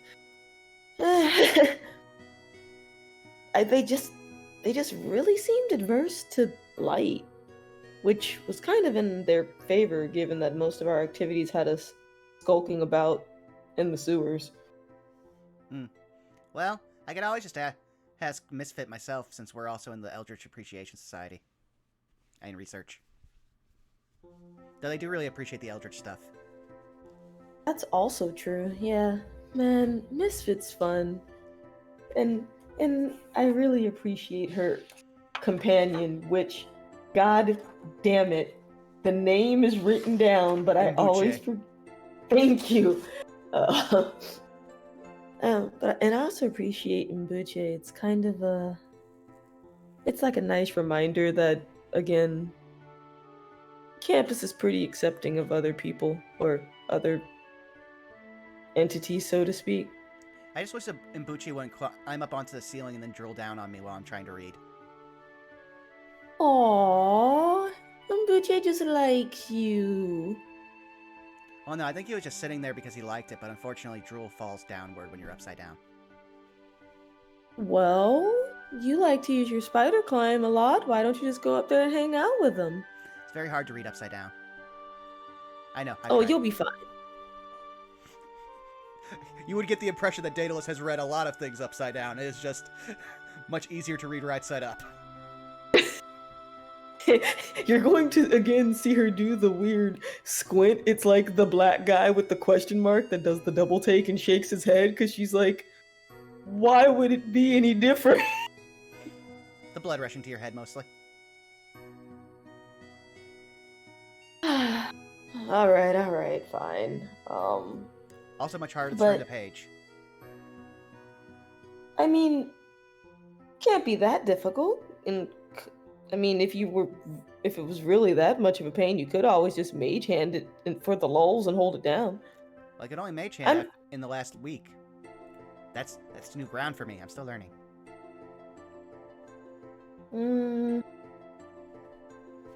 Does she have a hair clip on her by any chance? Like, is that something that I just might just have?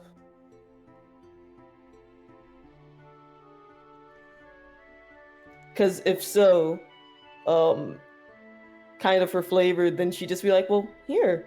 And she'd give it to him. It's like, you can use this if you decide to test out this theory of yours. Just while you're reading upside down, clip this over the edge. It'll hold your page in place so that it won't move until you're ready. Well, no, the trick is that all the pages want to fall to the center because they're upside down. I need one of those the size of a book. And you start thinking about him, and he's just like, the guy who doesn't know how to invent things, coming up with an invention, trying to think about how he would do it. Well, and she will poke his head. I'm sure you will come up with something. It's not like a hard poke. It's like a gentle... She knows he's incredibly intelligent and that he would come up with something of his own. Well, yeah, you will figure this out. I'm sure you will. Oh, also, I wish Ney'lok was here because then I could talk to him, but I had to find one of the teachers later and ask them something. But just a heads up, I may have committed a crime. What? Deos will just move right next to her, start opening up his spell book, and so you know how I can kind of just see magic, like, more than anyone else, just because of, you know... And he just does a wave across his face, drow. Yeah, I got it. Well, I started thinking about something while I was working on my latest spell, the Fractal Fortification. Since that moves stuff through space, I started to wonder about how Ney'lok moves things through time. And that's when I realized that the magical energy that it gives off is a very neon green color, whereas transmutation magic is naturally a very dark green color. And so I started thinking about that, and I realized that, in all honesty, time is just a concept that we actually ascribe to the movement of bodies, as we saw with the Rod of Shifting. And that means that time is more movement through space as perceived by us, which would mean that controlling it would be an act of transmutation magic. And so he just flips his spells over, and you see that he has 2 new spells in his book. And I will drop them into text area. I now know how to control time to a certain degree, but I'm not sure if time magic is illegal. Holds a finger up. Finger curls slightly. Wow. So, first off, well, congratulations there, because, yeah, I mean, I guess that's why the human folk like to say time is relative, but you pumped these out pretty quick. At the same time, I don't think it's illegal, because if that's the case, they couldn't have hired Ney'lok at this school. I mean, he doesn't strike me as someone who cares for the laws of anyone, really. But it's like one of those things where sometimes they outlaw magic like necromancy, and I'm not sure if I'm even allowed to, like, try to learn time magic. And he's the only person I've ever met who could actually even do time magic, because I didn't know that was a thing until we got here. So I don't know any of the specifics, so I need to talk to one of the teachers, but he's not here. And I just threw a dart into Morg's eye the other day, so I don't think he'll talk to me. So I need to find a different teacher. Above game, you Oh, actually go for would it. have met someone who did time magic for you. Oh? Morg. I'm trying to think back, because the only time we've seen... Session 0. Session 0, he time stopped. Well, Lucy, I think if you just go up, like, visit morgue, you'll be fine. You threw a dart in his eye? Yes. It was an accident? Yes. He also drinks in class and almost killed us with zombies on our first day. I think it's understandable that it was probably an accident on your part. So, if you really are intrigued by chronomancy, I'd say go talk with Professor Morg and see if maybe he can at least put you on the right path of where to further delve into your research or studies. Who knows? I mean, it seems like him and Ney'lok are kind of close, and at least, like, they care about the well-being of each other. So, who knows? He might be able to give you some insight into what helps Ney'lok. I wasn't thinking about specializing in time magic. It's just I kind of accidentally intued it. Just like we accidentally oops the entire universe that one time. Yeah, that might have been a thing. I should really write a letter to Dad and find out how that's going. I mean, I'm honestly just waiting to get some letters back outside of Mom's package. I actually haven't received any other mail from them, so I hope the family's doing well. True, though I want to say it was like 4 days ago that we did get the last care package, which was the cake.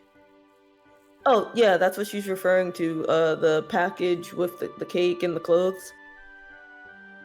The winter clothes? Yeah, that's what she's referring to.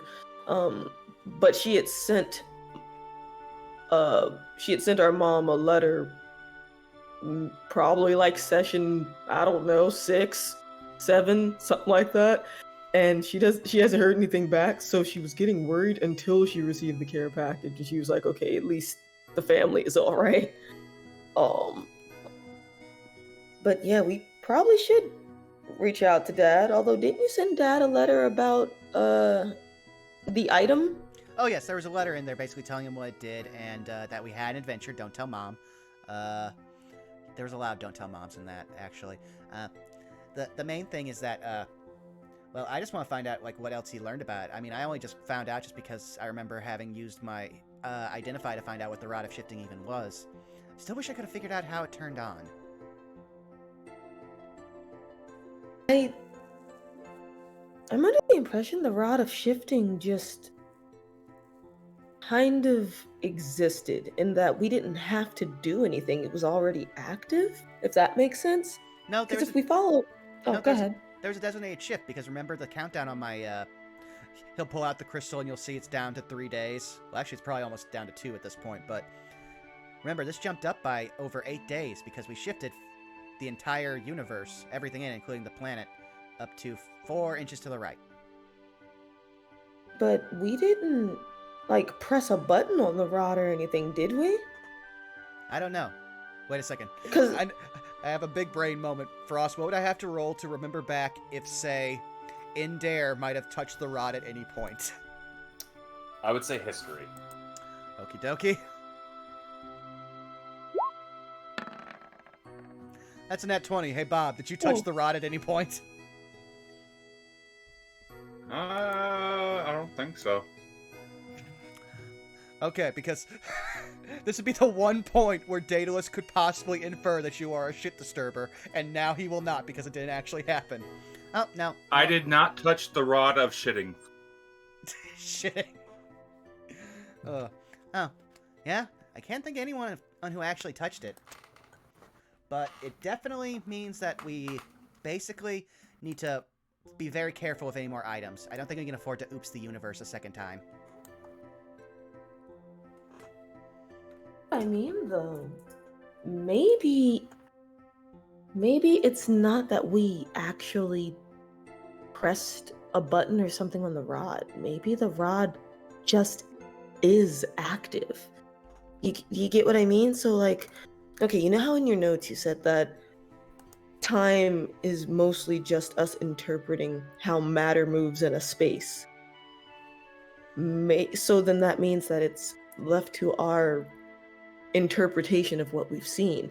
Maybe that rod is just active. We didn't have to do anything to it. Just coming in contact with it shifted something within the universe, yes, but we didn't realize that. But it shifted something that we had within our person that directly correlated to the process of time as we interpret it. I mean, it was also the fact that when Ney'lok fixed it, he pulled out a different rod of shifting, and then I believe he pressed a button on it.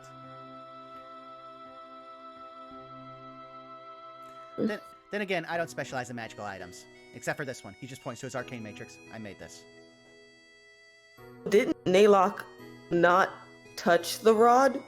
We had the rod or something on us, and he just noticed, like above game, he just perceived that something was off in the force. Did notice. However, he did pull out a rod of his own and activate it, and then he requested that the other rod be handed to him. At which point we said we have no idea where that rod is, because he didn't know we would have had the rod, or even knew about a rod. Yeah. We just... Exactly. He basically was like, how did this happen? Why is everything fucked up? Hold on. We all I have an played answer for dumb. this.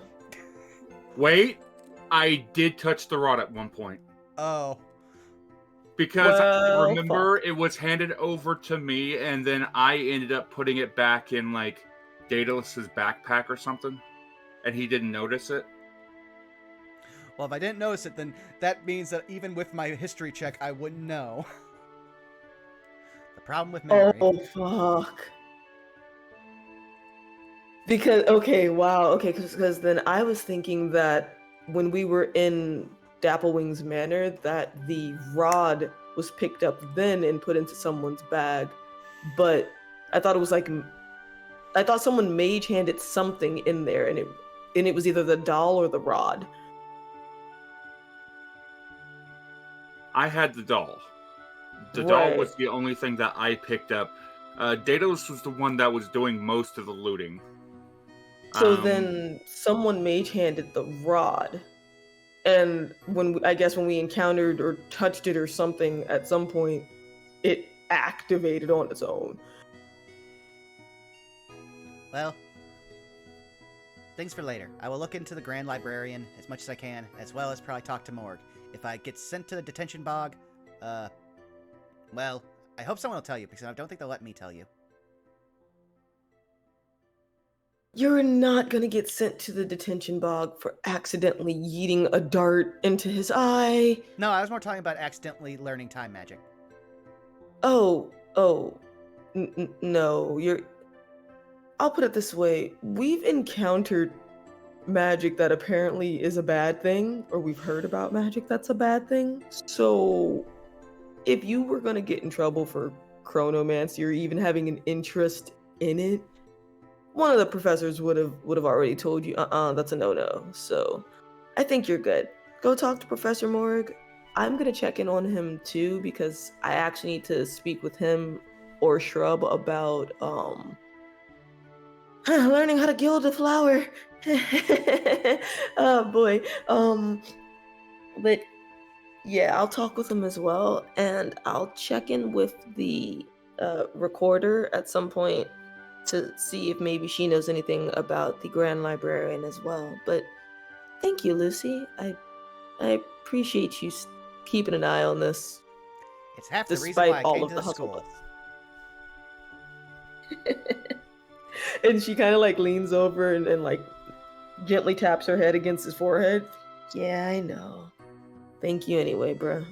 Also, if you want to talk about gilding a flower, you should probably talk to Goldblum. He works in jewelry. He'll say And that. that's... Oh, go ahead. He'll say as he just starts heading towards the door, thinking that conversation is over. Yeah, and she's yelling as he goes towards his room door, which is attached to her room door. Just, yes, I know. That's why I asked Goldblum to go with me to Witherbloom later. Oh, that makes sense. God, fuck it. And she'll just like not slam her door, but like close it in a huff and just kind of fall flat on her bed for a moment and think about the day and what she needs to do for the coming week. Well, that's it for us. Alrighty then. And I did get your message, dear Bob, so we will say you already know what happens with that. Just to give you a heads up, the alias for the second party is going to be Belloc. Beloc. Belloc. Got it. Alrighty then. Damn it, Bob. We'll go bowling later. But with that, we will actually be taking this part to do the weekly actions for the party. If that is alright with everybody. Yee. We'll run down the list. We'll start off with Bob, then Iapetus. We'll start off with Ender, Iapetus, Daedalus, Belky, Salus, of course. He is not here, so we'll just allow him to have his own. And I don't believe Goldblum has done any weekly actions. Oh, just gonna study. Just gonna study? Alrighty.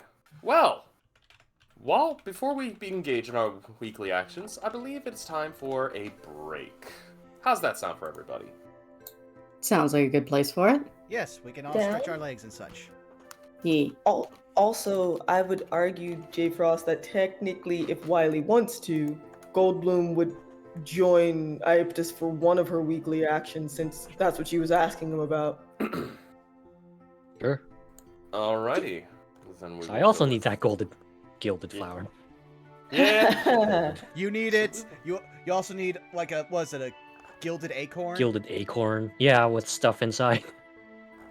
Like, Wiley, I spent most of last week trying to come up, like, researching IRL how people gild flowers. Or gild items in general. Also, please ignore me switching over to the wrong game's idle screen for a second there, chat. I can't believe it. Well, I mean, they got to see C4 for one last time, considering that it just had its finale yesterday. Also, hi to all the people who stuck around from our different raids from the Twit Gamer as well as Distortion Devil. I hope you're enjoying our Strixhaven playthrough. Readers, hi chat. This is our intermission. Yeah. But y'all up to? Oh, I can't wait. I cannot wait for y'all's reactions once the reward from that meeting shows up. And none of you fucking know it's coming. Well, I mean, the reward for it is just for Belky, so... Oh, no. No. I pointed at the entire table. Oh, well then, prepare to have Daedalus immediately see all the homework and just start checking it for, be like, okay, oh, that's wrong. Okay, that's wrong. Because Daedalus will have already done his own homework, and he'll just start grading the homework that he's received. He is that kind Pretty of nerd. much. Yeah, pretty much. At this point, it's anybody at the table that Frost feels like is deserving of it. Fair enough. Also, Belky was... Go ahead. Belky was just the most readily apparent to be pointed out. Also, I just realized Wiley has changed his name twice in one session. First to a blank slate, and now to the party's vehicle. What is the party's vehicle while we were talking in character, and I was trying so hard not to cackle. That's the thing, I'm having to juggle between both Discord, this screen, my phone for keeping track of chat, as well as my tablet. Also, oh god, Bubba is making a counter. Oh geez. Oh lord. Well, we've got... Let's see here. We've got Indare ditch the party, so that's probably up to, what, 9 now? And then if we try to do crimes, dear lord, that's at least 5. So we're gonna have to establish what counts as a true ditch. If Indare was with us and then leaves, just abruptly gone, that's a ditch. Fair. Also, Bob, I love you and hate you that you stole all of the chances I could to make fucking burn notice jokes in one quick moment. Yep. Though now we have Suffer. now we have D&D Bruce Campbell as something that can just appear now. Groovy.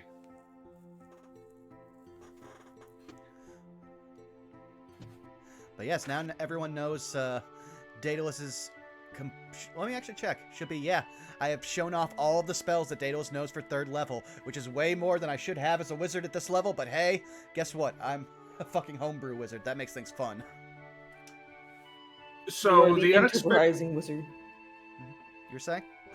So the Unexpectables have Be Gay do crimes. Saved by the Spell has Be Pan do crimes. Oh my god, technically yes. Also, Vaughn, go eat food. Go eat food. Go eat food. You can say Grab this, but the food. I've already decided that as soon as we finish, I'm literally just going to go to McDonald's and just get like a big, like, a whole bunch of food, and I'm just going to eat it whenever we sit down for our watch parties that happen after these sessions. But get snack to hold you over now so you don't make full-blown poor choice. Eat snack now. Okay, Vaughn, I have a question for you. Oh? Do you know the proper way to eat chicken McNuggets? Oh, what is the proper way? Okay. You take the box with the nuggies, yes? Mm-hmm. You open box with nuggies. You take sauce. Uncover sauce. Pour sauce into box. Pour sauce into box. Close box. Shake the ever-living shit out of that box! Done. Enjoy nuggies. I mean, I could do it that way, but I also have the advantage of, since I live alone, I actually have my own plates, so I can just put sauce on a plate. And then it's easy to wash off, and then I just put it in the dishwasher. But glazed if- nuggies, though. But you don't have 100% coverage of the sauce on the nuggies, bro. True, but I also have that weird part of my ADHD that has tactile fixations, and actually eating stuff that's covered in sauce fucks with me. You're the type of fucker that peels his nuggies before he eats it. Oh no. I like the nugs how they come. Just dip them in the sauce by hand, get the coverage I want, into mouth.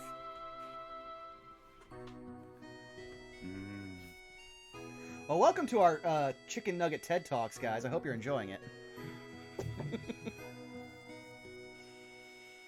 But yeah, I guess I should point out, for those who don't know, we have a YouTube account that has all of our previous episodes, so if you want to check that out, go right ahead. We also just finished a D&D miniseries that we have been going on for about 2 months called C4, which we had the lovely cast of myself, Blue Kazanate from D6 The Black Archives, Yaro Shien's current D&D series, Miss Tweetums, who's guest starred on a number of our miniseries, as well as Sarah Ann Williams from The Unexpectables. So if that might catch your fancy, that'll be in another handy playlist over on our YouTube. So give it a look. I might also be doing some non-D&D game, but D&D related content in the future. Looks at the looming 14-page script that I have to record. And then learn how to video edit. Ho, I'm back. Welcome back, Frost. And I've got me a nice Seagram's Black Cherry wine cooler. I probably won't be drinking until after I get food. Because, I mean, I would love to get drunk much easier, but having No, lived my Vaughn, life- don't do that. Yeah. Having lived my life the way I have, I do know that it's always better to have food when you drink. So, it's funny you mentioned that. Because We there was also. we go went ahead. to this, it was a couple days before St. Patty's Day. You remember, baby. Mm-hmm. That one place called the Crafty Jackalope. Yeah, it was a lot of fun. They had some of the best fucking onion rings I've ever had I'm with back. that beer. Right now, we've got some I very bought some fancy roasted. cookies that we got from a place called the Cookie Crumble. Yeah, crumble. It Mm. says it on the box. Yeah. And the fun part about it is It's fancy the chain. cookies change per week. They Mhm. don't keep the same cookies. Hmm. It changes every week. 6 cookies. He got one called a monster, which is a giant. These are like not small cookies either. They are about the size of your palm, if they're not your palm, your whole ass hand. And they are about half an inch thick. These are big cookies, all of them. I've had cookies that big. But they're nice. So his was, like I said, called a monster. It was a peanut butter cookie with M&Ms and chocolate chips and M&Ms. Yeah. In mine, I think the base is a sugar cookie, but it's not white like a sugar cookie. So I'm thinking it's either using like raw sugar or something like that with a cream cheese spread and raspberry jam on top. Ooh. It's very nice. If any of you guys ever come out to St. Louis, I'm taking you to a place that's probably one of my favorite places to eat. It's called the Three Kings Pub, and it's called that because they venerate Elvis, Henry VIII, and King Kong, the Three Kings. What the fuck? No, makes sense. Now, Elvis, I get. Why the other two? I don't know. I haven't talked to the owner. I just know that's the mural they paint on the side of every wall whenever they open a new branch. But That's hilarious. they're basically kind of like an artisanal place where you get like local craft beers and stuff and hamburgers. But they make the best fish and chips, and considering that's one of my comfort foods, I always get it there. I like fish and chips. Jesus fuck, Willie! How fast do you work? No, I've already had that before. We had a watch party. What's St. Louis? Give me a second. I will play this for chat so they can hear it. Here is. It's on my soundboard. Yes, but it'll come through clear here, at least for chat. The cheese tax. Yes, Wiley made a sound effects for the cheese tax. Rip headphone users are a little louder than I thought it would be. I'm gonna need that, Wiley. I'm just gonna download this. You can thank Farting Tart for that one. Perfect, because I plan on using this abusively in my Sunday game with Tart.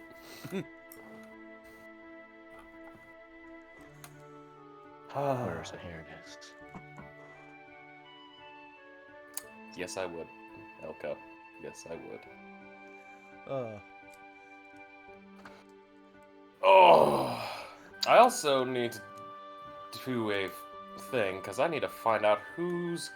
Because, Wiley, I know you make music, but yours is more rock music, correct? No, the opposite. I don't record guitars because I don't have a good way of doing it. Also, I suck at playing. Do you think you could do techno? That I can do. I can do, like, synths. It's just I have to learn how to... I was about to say, if you want to hear one of Wiley's synth things, I can hear it. Just a second. I'll drop it in call text for you to listen to. I need a club beat. Club Seamus.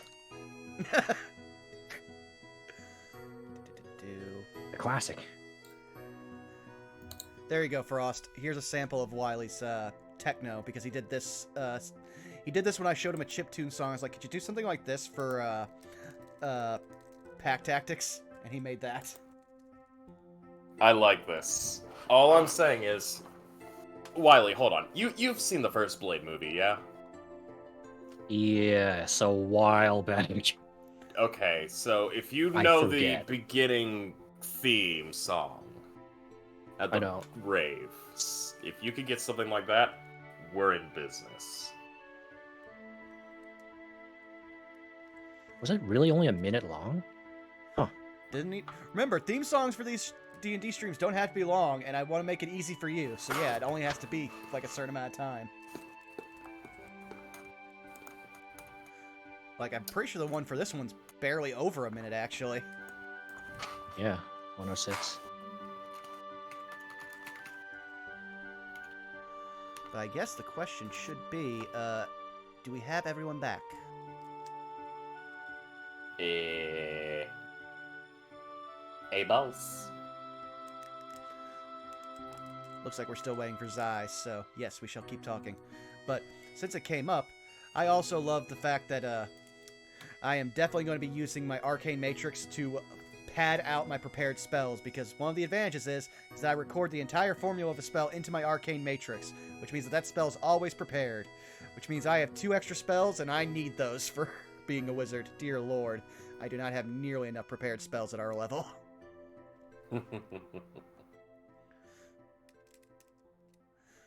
Also, I can't wait until we actually have another moment for Daedalus to discover that he has one other magic ability that he did not know he had until literally now because of how leveling works with race magic. All I'm saying is, I have something very well planned for all of you. And to give everyone a heads up, the weekly actions that we will be doing, if you all do not mind, because I would like to get to a very big plot point for you all, this will take up a couple days, because this is weekly actions. It's to get all these things done and out. All right. Well, if it comes to a couple days, also remember that affects the 2-day timer that I have. Basically done. Mm-hmm. Because Oh, I've boy. got some fun for you. Okay. Well, then I'm going to take a quick bio break while we wait for everybody to get back, and then we can get started.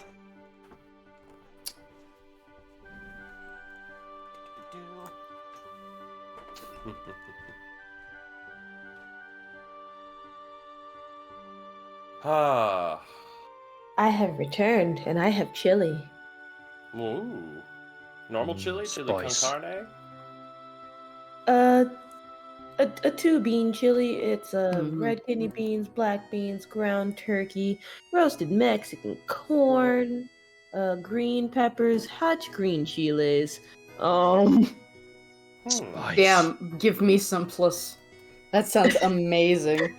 It's a thank you. It's a slow cooker chili that I like throw together. Mm. Carrots are in there too. But basically, yeah, I Yes, will brown the meat, Mm. plop it in the crock pot, Mm-hmm. then quickly do like a saute of onions and green peppers and garlic in the same pot. Mm-hmm. Yeet all of it into the slow cooker, and then walk away. Yeah, next time I make chili, I'm using turkey too. Mm, Like, I had the best turkey chili when I was in college. mhm. And whenever it was cold, I would always go get a bowl because it was really cheap. And think it's it was- so fulfilling. You can't tell it's turkey. It tastes just like meat, like red meat. Was And good for you. also, you can luck out with finding it on sale. So, for instance, one of the big markets near me, they will do manager specials, which is essentially their, hey, it's not that this meat's going bad, it's just its sell by date is readily approaching, so you either need to cook Yeah. it today or freeze it. So something that might usually cost $7-8 for a small portion, or for like a 1-pound pack of Yeah. ground turkey, will get cut down to like $2.74. Yeah. So, like, you can rack up on that, freeze whatever you don't need to use, but cook whatever you're going to use immediately. Though today when we were out and about, we found some beef ribs, which are the best ribs. I don't want to hear any like rabble from the peanut gallery over there. I'm sorry. Beef ribs are best ribs. Peanut gallery? I'm pretty sure I got a couple inches higher than you. Okay, let's make sure you don't burn the ribs. God damn. Why? He's going to cook it for me tomorrow on Just the don't on the drop grill. cookies. So I also saw a Love really you. cool rib recipe for like preparing it in the oven for if you don't have a grill. If I can find it again, because some friends sent it to me. If I can find it again, I'll ship it over to you guys. As far as like, I'll post it in chat somewhere. But yeah, basically it involves a lot of aluminum foil. The sauces are in like spice rubs of your choice, and essentially cooking it in a pan first, just to sear both sides. After you've applied your spices, and then putting it within aluminum foil with sauce, not leaving a lot of room for venting, and then putting it in the oven and just cooking it for a while. And when you bring it out, it'll feel somewhat similar to like falling off the bone grilled ribs.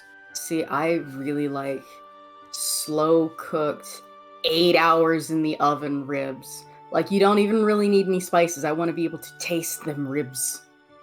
For you let them slow cook in the oven for 8 hours, and then by the time they're done, they are falling apart. Yup. That's so good. But yes, I the think we're all vegetables back. that have so much- Oh yes, yes. Alrighty then. Frost, if you want to take us away. Alrighty. Let's hop back on the dragon and get this ball rolling. So, we will begin with weekly actions. Ender, your weekly action of collecting and selling magical ink to the local school shop will go forward. If you don't mind me, my good sir, I'd like you to do me a favor. Yes. Please roll me a D100. Okay.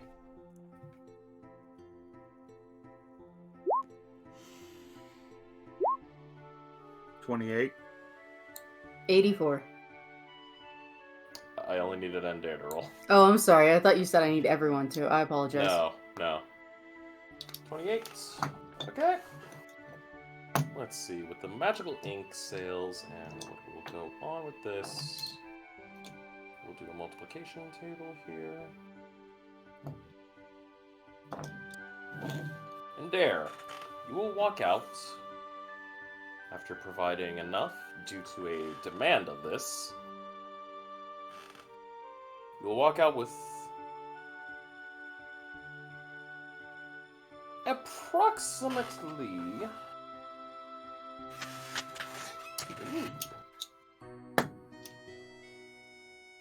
1,400 gold. Nice.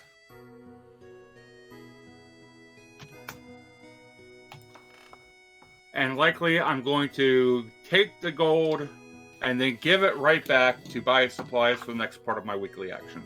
Of course. And if you would like, I will say, we'll do 2 days worth of work upon it. So Okay. roll me your tools. Wow. That's a 12 for the first one. Alright, not a whole lot of start on that. It's kind of a rough start. Especially considering the fact that, with everything you know about these storage boxes, kind of pain. Roll me one more. I imagine that he's already made a chest gel for this by now, but 22. It literally is a plus 10. It's just 10 more than what you originally rolled last time. Jesus Christ. On both Okay. sides. Day 2 comes. A lot better. I will say you are about 2/3 of the way through developing your double pair of chests that are magically linked.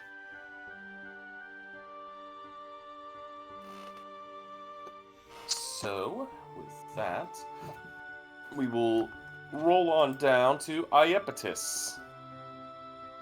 Iapetus. Yes. And do remind me, Goldbloom, will you be joining Iapetus on this? Indeed. Then they will be Iapetus and Goldbloom. You will first both stop over to see Professor Shrub and Professor Skip to ask about the flowers, specifically the species that are native to the Feywilds, correct? Yes.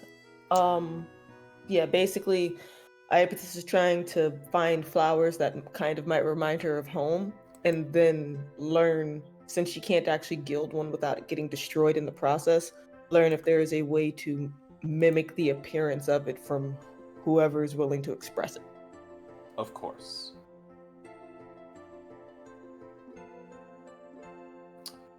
In terms of the Feywild plants, we will go with...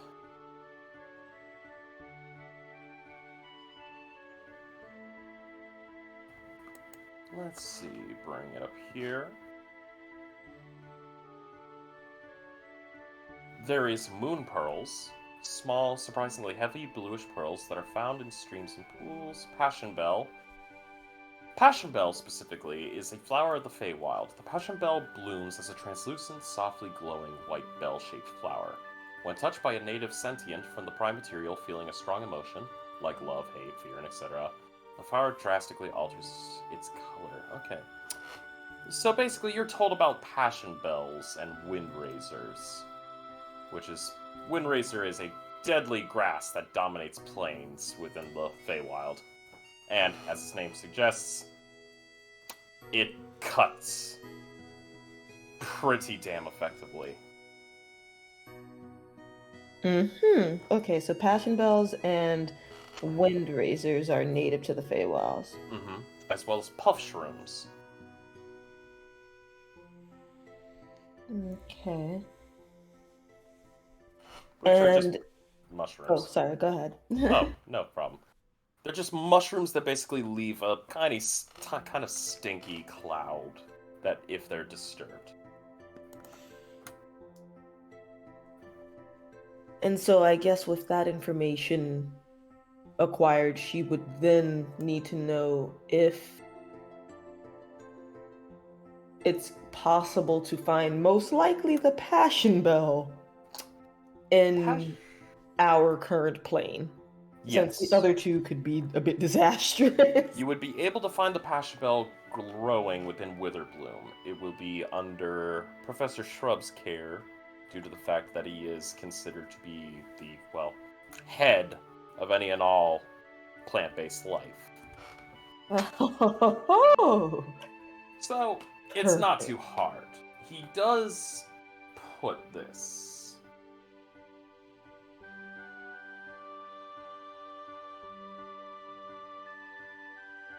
Well, he'll state this.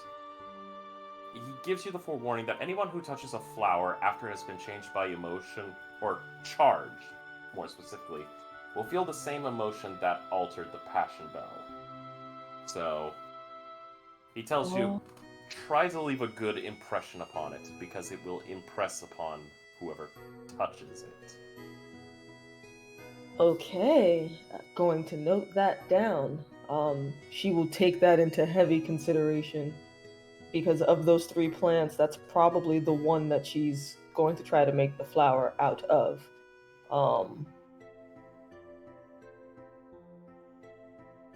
Is there... So I guess... Would Professor Shrub be willing to give her one that she could try to care for until she can figure out how to gild it? He can give you 2. Ooh. He does, however, state, just be careful what you imprint upon the flower. It is a flower of the Feywild.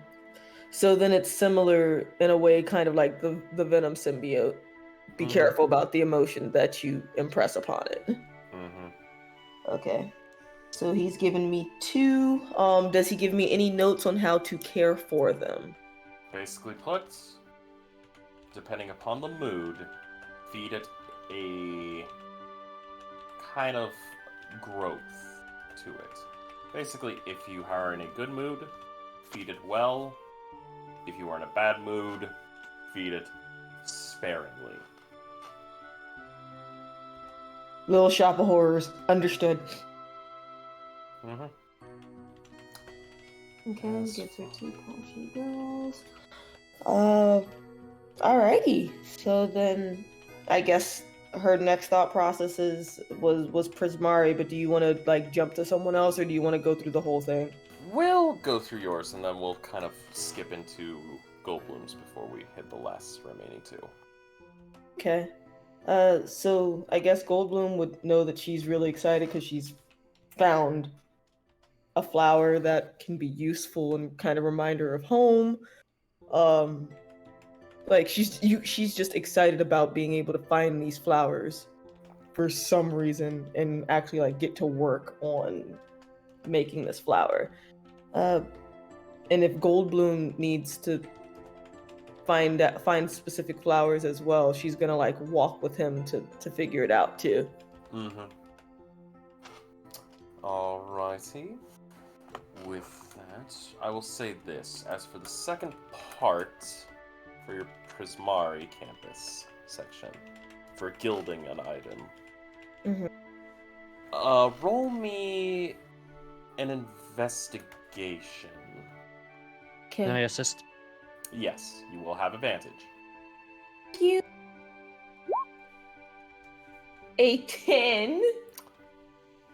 You go throughout Prismari hoping to find somebody that knows anything about gilding. It doesn't turn up well. Oof. Not getting a whole lot of results here. Alrighty. Well, looks like that was a bust. So she'll make a note of that. And I guess for her, I'll figure out later what she'll do with her weekly actions as far as trying to figure out a gilding process. Maybe Of she has to check the course. biblioplex or something. Of course. No problem. Goldbloom, you were looking for a acorn, I believe? Gilded acorn. I'm going to say for you... Roll me an investigation.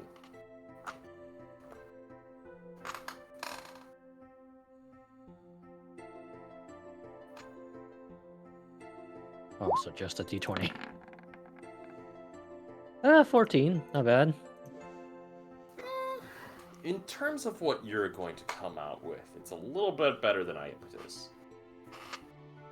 You do know that you kind of figure out that there is a way to gild. Though, it's a process that takes a little bit. Primarily, it's done in Prismari. You know that there's a Guilders Club. It's not officially known as a club, but it's basically done as a hobby. Specifically done by a lad who's known as Leo. As far as trying to figure out where Leo is within Prismari, you don't really know. So you're gonna have to figure to get in touch with them. Oakley dokley. Is that Leo with an E or an I? I have to ask because E. wrestling. Okay. Well, no, if he spelled it with an I, he would have already retired and then restarted being a Gilder and retired again. Ha! Oof. See what you did True. there. Alright. Anything else you would like to do? Goldblue? Nope. Just gilded flower, gilded acorn. Alright. Daedalus. Yes.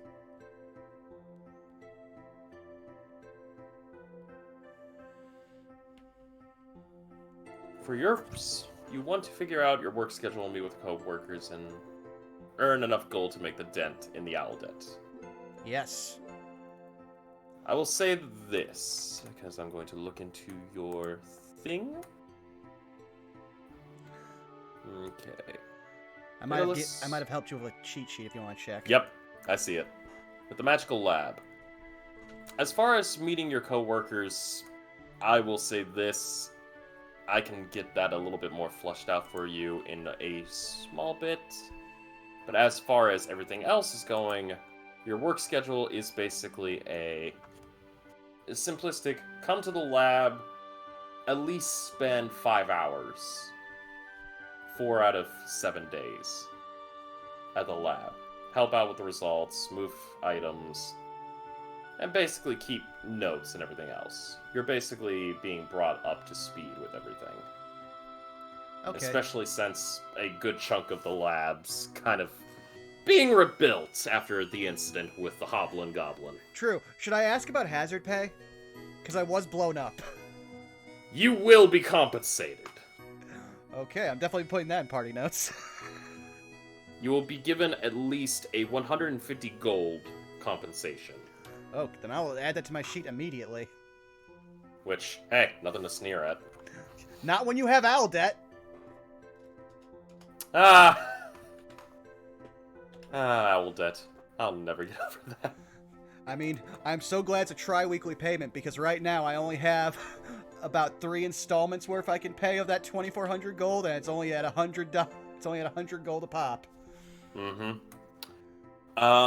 As far as that goes, you'll be fine. And your pay will practically be around 200 gold a week. Okay, so should I just... well, since it's a 4-day work schedule, should I just add another 100 gold for, like, the 2 days I would have probably worked in this, that we're doing right now? Mm-hmm. Okay, so, yep, that helps. Mm-hmm. So you already have you'll have accumulated up to 100 gold in 2 days. Yeah, so I'm happy because now I just went from, like, 320 to nearly 500. I'm happy. Yes. As far as your the second part, for the regular payment plan with the shopkeep, the 60-40 split is the original. So, I will say this. However, if you wish to, you can go by the leveling of spell.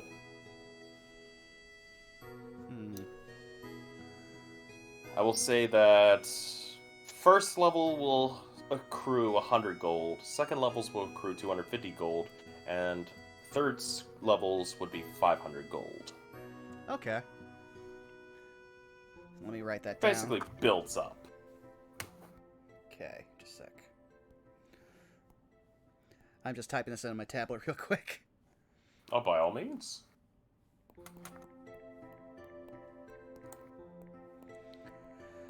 But yeah, so I would just say, like, as I said there, if we want to just make a table, like, in our art time that you can roll on to see how many of which spells get sold, and then just find a way to get me the money, that way we can make that streamlined process.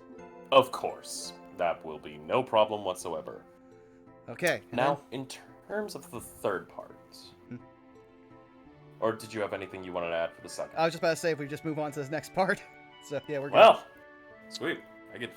My mind-reading abilities finally came in handy. Alright, now, as far as the grant is concerned, you would want to go to the Biblioplex. And you want to talk with the Department of Funds and Academic Scholarships. All right. Which is not too hard. You are actually brought in, and you're kind of talking to this automaton who displays a surprising enough amount of personality, where you kind of bring up your information concerning the grant that the Quandrix founder told you about. And there is an inquiry that is being sent to the school's entire academic funds department. They should be getting into notification with you by the end of the week. Okay, that's good to know. So you will have at least 3 days to wait. Oops, sorry about that. All good. And you also want to have a meeting with one of the professors, correct? Yeah, I think since after we talked, I would just, instead of using that list I came up with, because that was under the assumption that I shouldn't talk to Morg after throwing a dart into his eye. But after his sister reinforced, he's like, okay, I'll just go talk to him and hope he forgot about it. I mean, I was going to roll a d4 for you, but okay. Oh, okay, yeah, no, let's let chaos reign. All right. We got to interact with more of these professors anyway. Yep. All right, so 1's him, 2's him, 3's him, 4's him. So... To be fair, she told you to apologize. Well, this ought to be funny. You're brought into Professor Diane. Ah. Well, sorry to waste any of your time, Professor, but I actually had a very important question I wanted to ask, and the staff are pretty much the only people I could come to about this. What is it? And she kind of turns to you after she gets done. Kind of shish kebabbing 3 target dummies. Well, if she pulls out her spear or whatever she's using, Dales will just start casting Mending, and he will go through the exact same explanation of how he accidentally into time magic to her, and then just kind of end it with, am I in trouble? Because I don't know of anyone besides Professor Ney'lok who can actually use time magic, and I wasn't sure if it's one of those, like, unspoken rules that you just don't practice it. So long as you aren't trying to create problematic magics, you'll be fine. Though you want to keep this to... And she kind of thinks about it. You'll want to keep this more to yourself. Chronomancy is allowed, but it's an advanced course. And more importantly, only Ney'lok can teach it. On top of that, she looks over to you. Her target dummy then looks over to you. It's also one of the more volatile studies.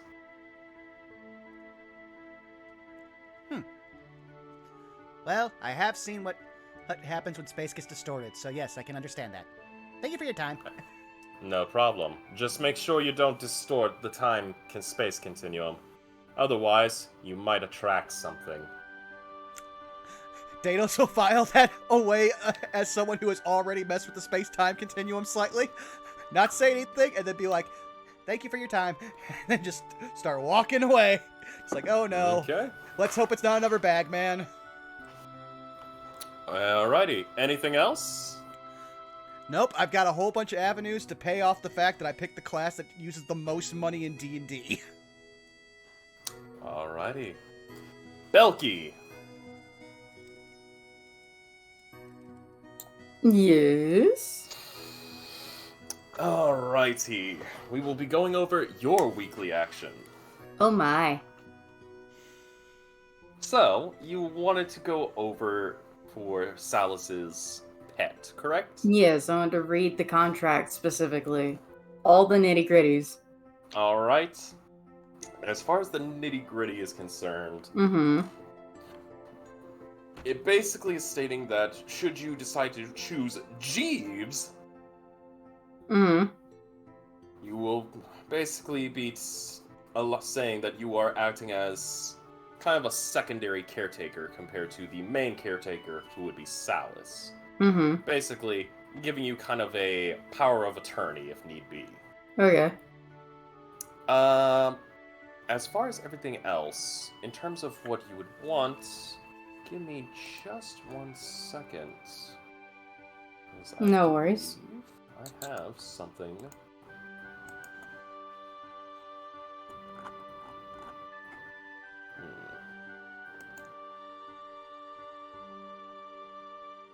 Do do do do do.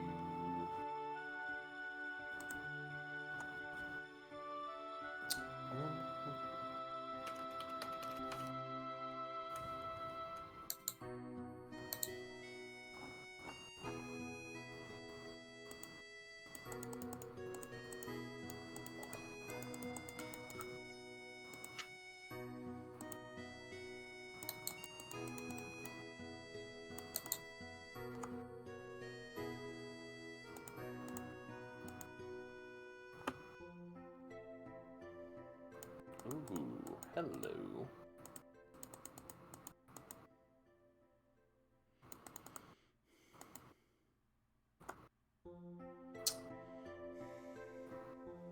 Aha! There is something that will catch your attention. Sorry, could you repeat that? There is something that will catch your attention. Okay. Something that the shopkeep kind of wants to give you a heads up on. Mm-hmm. He wasn't able to find your dog, quote unquote, Damn. but he did find something of notoriety. Okay. And What'd he he find? calls you down to the shop. Okay. Doesn't take you too long to get in there, and Mhm. eventually the shopkeep kind of goes, "Alright, I think I got something. Oh, what you got, big guy?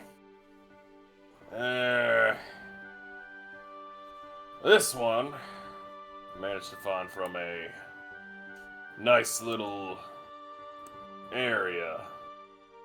Yeah. Now, mind you,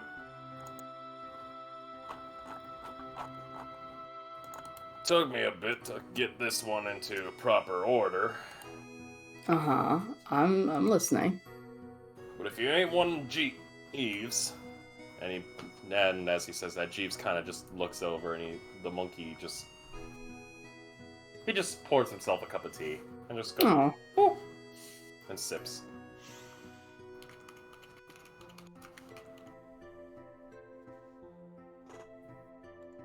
I got something that is allowed.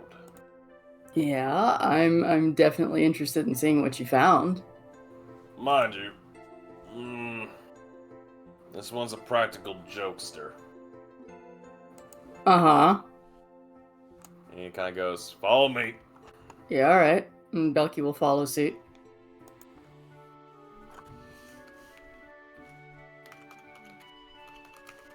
It takes you about a couple minutes as you walk into the back. Wow, there's a lot more stuff in here than I thought there'd be. Well, duh. Well, like, I knew you supplied the school, but holy shit, this place is spacious. The actual shop is take out tiny the compared to trunks. this. Anyways, Yeah. and he goes over to a giant crate. Uh-huh. Like a dog crate or like a box dog crate? crate. Okay. And he goes, you ready? Oh yeah, let's see what you got. Throws back the giant blanket on it, and you see this. Wait, let me see. Oh! It's a lizard dog! I saw a lizard chicken. This, and he kind of just taps the crate as the creature looks up, is a barnyard dragonet. Barnyard dragon. Dragonet, not a dragon. Oh my god, he's so cool. Yeah, these creatures are pretty nice. Yeah. Allow me to put it this way. Oh, Barnyard he's got dragonets, feathers. Hello, little fella. they don't like canines. What do you mean they don't like dogs? Well, they don't like hostile canines. I don't They're think coyote anybody likes. hunters. Yeah, I don't think anybody likes hostile Now, canines. these things help take great pleasure and relish in stalking and killing wolves, coyotes, and foxes that threaten farms. Oh, so they're like a guard chicken. Got it. Basically, they get to about the size of a really fat house cat. Alright, is he bitey? I mean, you look at that jawline and you tell me. I mean, the jawline of justice right there, man. The dragonette just kind of goes, "No." He does what? No. No. Oh. Kind of just, no. Can Velky stick her hand inside the crate? Wiggle her fingies? Yeah, you can do it. Okay. She will do so. No. And he kind of just, this dragonette just goes up and kind of sniffs your finger. No, no, no, no, no, no, no. Does he let me touch him? Yep. Oh, I give him screeches. Yeah. What do you mean practical joke? He's gorgeous. Look at this fella. They love to play pranks on each other and other creatures. The favorite trick is to usually take a regularly used item, like a shovel or a hatchet, and move it away from its normal resting place. They basically like screwing with you and moving shit around. Well, I know someone who can find missing objects, so that's not a problem. Shit, oh, I love him.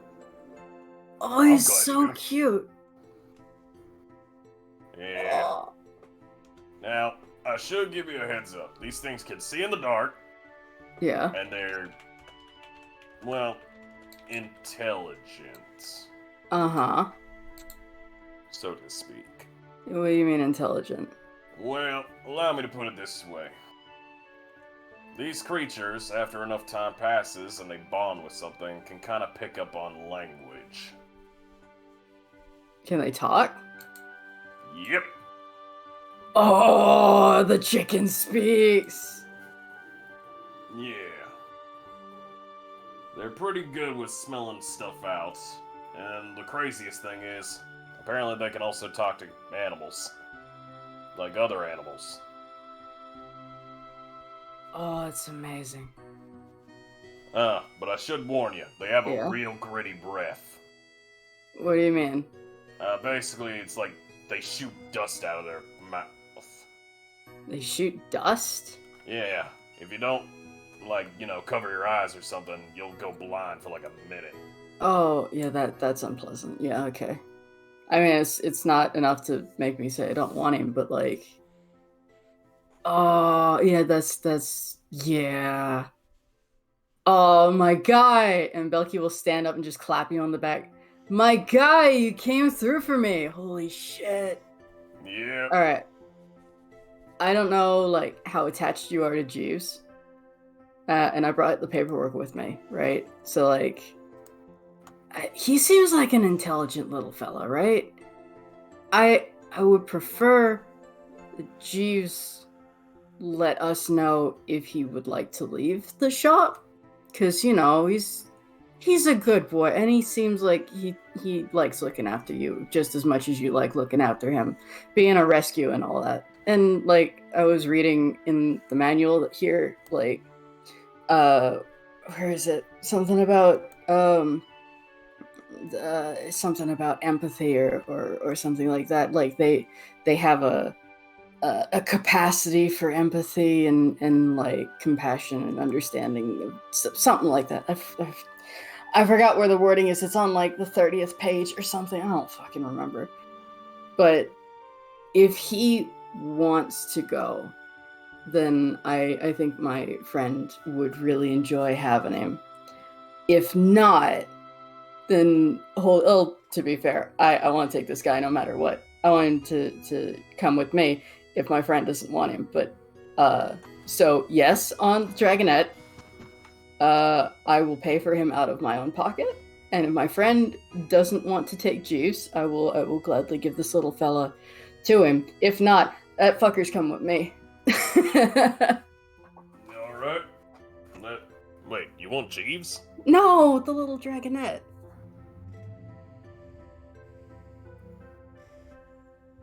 Like I said, if he wants to stay with you, then like you guys are thick as thieves, as it were, little pickpocket monkey. And like, if he doesn't want to go, then I'm willing to respect that. You know what I mean? What do you think, Jeeves? Shopkeep turns to the monkey. And give me just a second.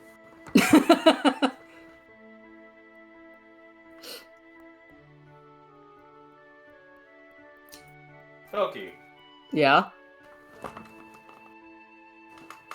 Heads or tails? Where'd the monkey I get a see. gun?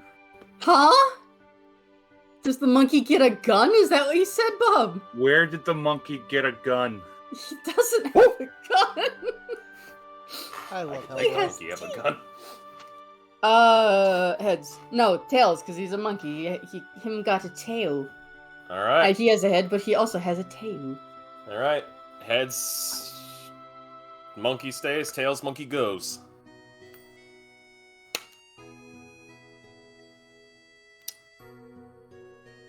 Jeeves goes up Mm-hmm. to the shopkeep, Yeah.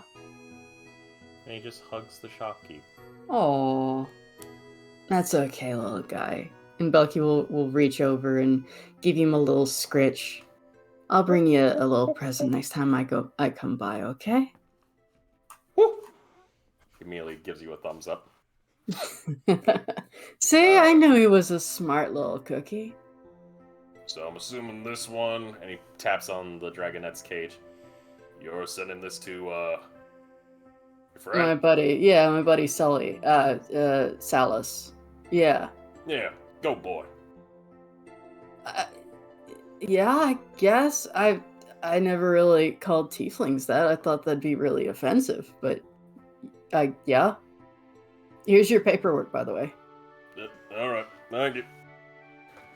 Takes the paperwork and he goes, all right, I'll have this one sent up to your friend's room. It will be at least a couple hours until I get Oh, the yeah. paperwork done. Yeah. I haven't seen him today, so this is gonna be great, man. This will be something. And you little guy, you little fella. And Belky will crouch down to the little dragonette and give him little scritches behind the like little curve of the fringe around his eyes. Oh, aren't you a pretty boy? Belky, roll me an animal handling.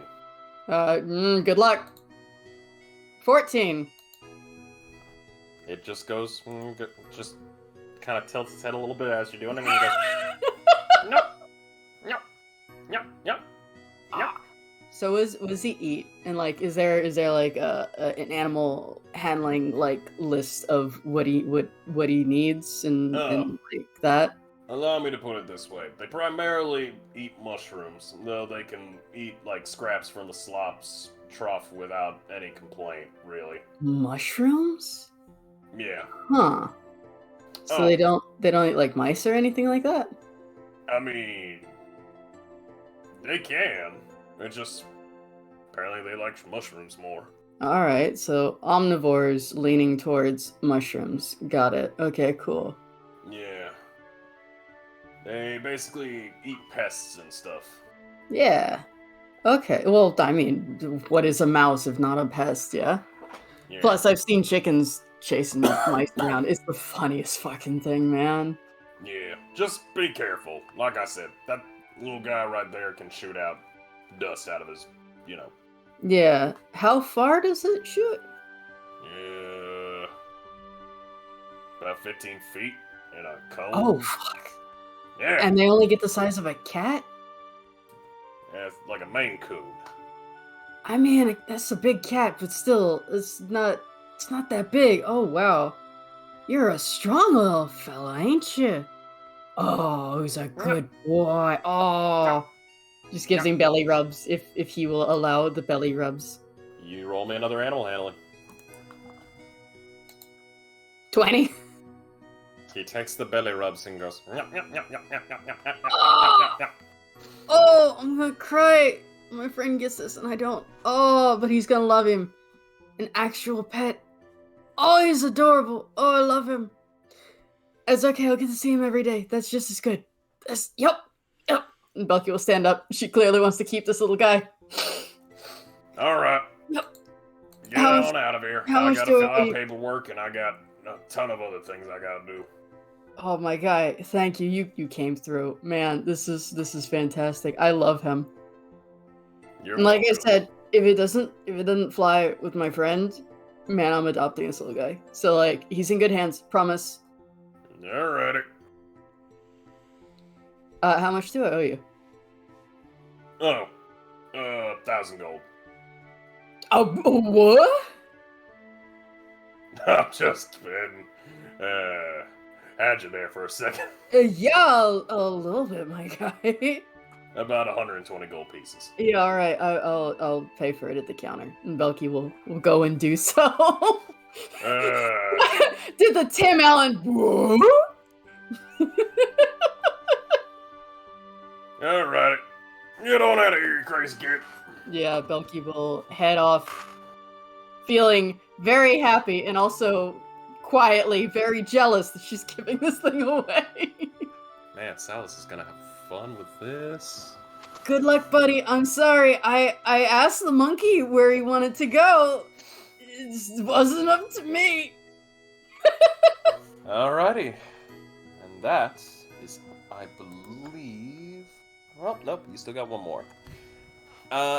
And I believe instead of studying for your finals in the laziest way imaginable, you'll also be trying to do some work with your bandmate. Yeah. Well, Because we're trying to, we have an established band. We need to keep the band going and make money. I'm going to say this right now. Yes. You will be able to get some work, Okay. and it will be over doing some gigs over at the Bow's End Tavern. Sure. So if you could do me a favor, roll me performance twice. Okay. Is this with advantage or no? I'd say base. Okay. Oh, ouch. Oof. 17 and 11. Alright. I'm going Fuck. to roll a d... I'm going to roll a d20 to see the severity. Oh no. Man, I can't believe that you sang an elvish love song in a room full of dwarves. Look, man. Oh, it's not bad. It's 7. Yeah, day 1. or Yeah. night 1. Everything's pretty alright. You basically go through, and it's just Hmm. like, hey, no problem. Make at least a decent amount of coin. Yeah. Approximately around 100 gold pieces. You know, Nice. after, everybody was tipping pretty decent. Yeah, yeah. Night 2, well, it wasn't so great considering the fact No. that there was a Blood Bowl game. Oh yeah, they don't appreciate good music during, sports fest. Yeah. And in Ugh. fact, you kind of kept getting, like, your ears blown out by the sudden announcement of the NFL happening Please don't sue us. having every 10 fucking minutes. Man, So so not a much whole for lot. live entertainment. My God. I guess we should have only played during halftime. Fuck. Strixhaven Smashers also did not win. Ooh, tough crowd, tough crowd. We best be getting going before people get real mad at us. And Thankfully, the drummer's just an invisible servant, or an unseen servant, so they don't get a cut of the money. Yep. Alright, and with that, all weekly actions have been performed. Except, Salus. Yes, but we will get to Salus's when Salus returns. Yes. However, next day, everything goes pretty smoothly. I will say, for everyone, your jobs are pretty alright. Goes well, goes smoothly. Daedalus, Yes. the gem begins to glow. On and off again. Oh. Uh-oh. Oh. Where am I while this is happening? I will say this will be on the day approximately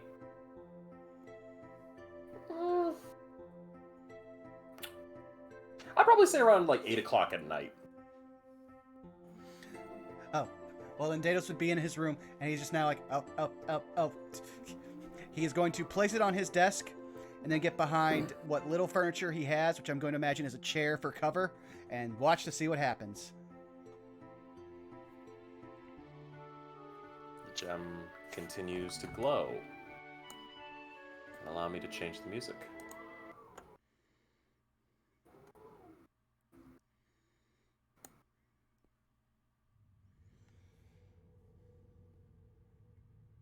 Hopefully that's playing. Oh, I should also do one thing. Just a sec. Daedalus was raised right by his dad, so...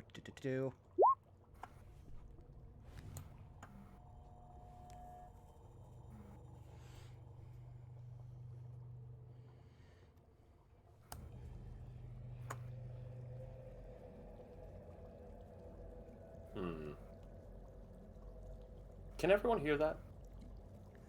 It's coming through on my end. I can hear it fine. Alright. The gem eventually rapidly blinks as if it's going off like a grenade. It then dulls. Oh no.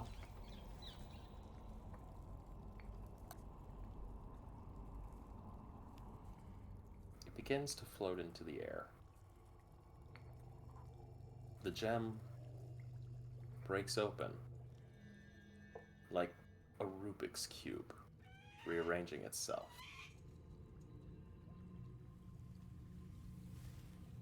And a glowing green light begins to fill your room.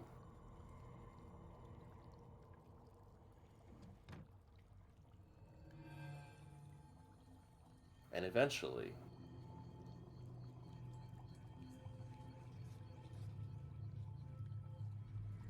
as the light dissipates,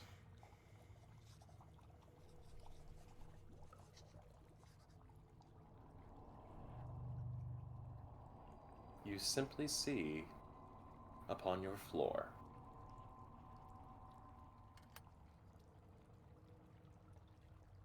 What appears to be this strange kind of light.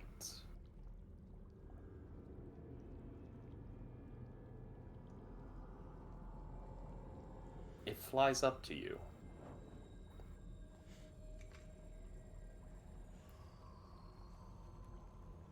Whoa, I did not expect this. It proceeds to fly around you, your head at first, and then kind of lowering down. Daedalus will attempt to touch it. Alright. You touch it. It floats back from you a little bit.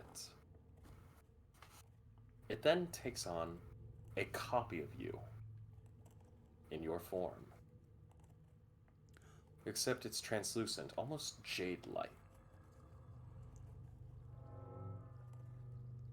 Fascinating.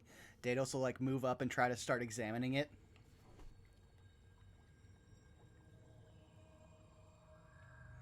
You are to be given this task as you have been declared competent and capable. In a tone of voice practically ghostly mirroring your own. Oh. Well, what is the task? It immediately holds out to you what appears to be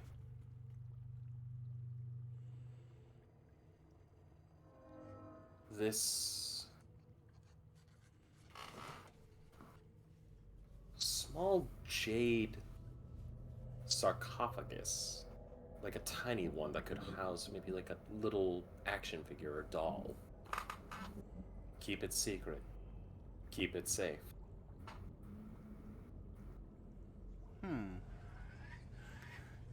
Does it seem like the sarcophagus is able to be opened at all?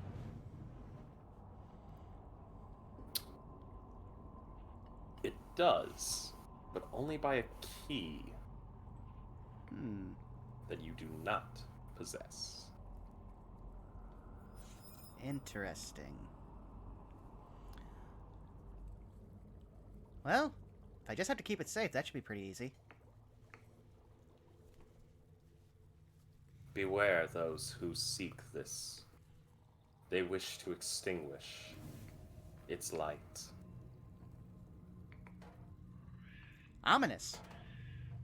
Trust no one. Only the Watchers can unlock this. You will know them by their sign. And immediately, the figure puts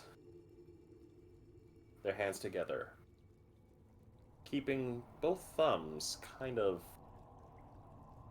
one over the other in a mirror, creating almost this bird-like hand gesture.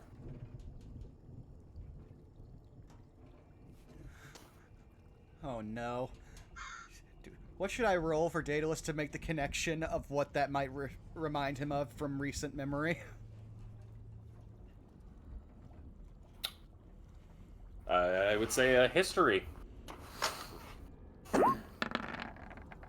That's a 22. Tell me, Daedalus, what do you remember? I remember that I might have got on a note about being watched that was signed literally in an owl's talon.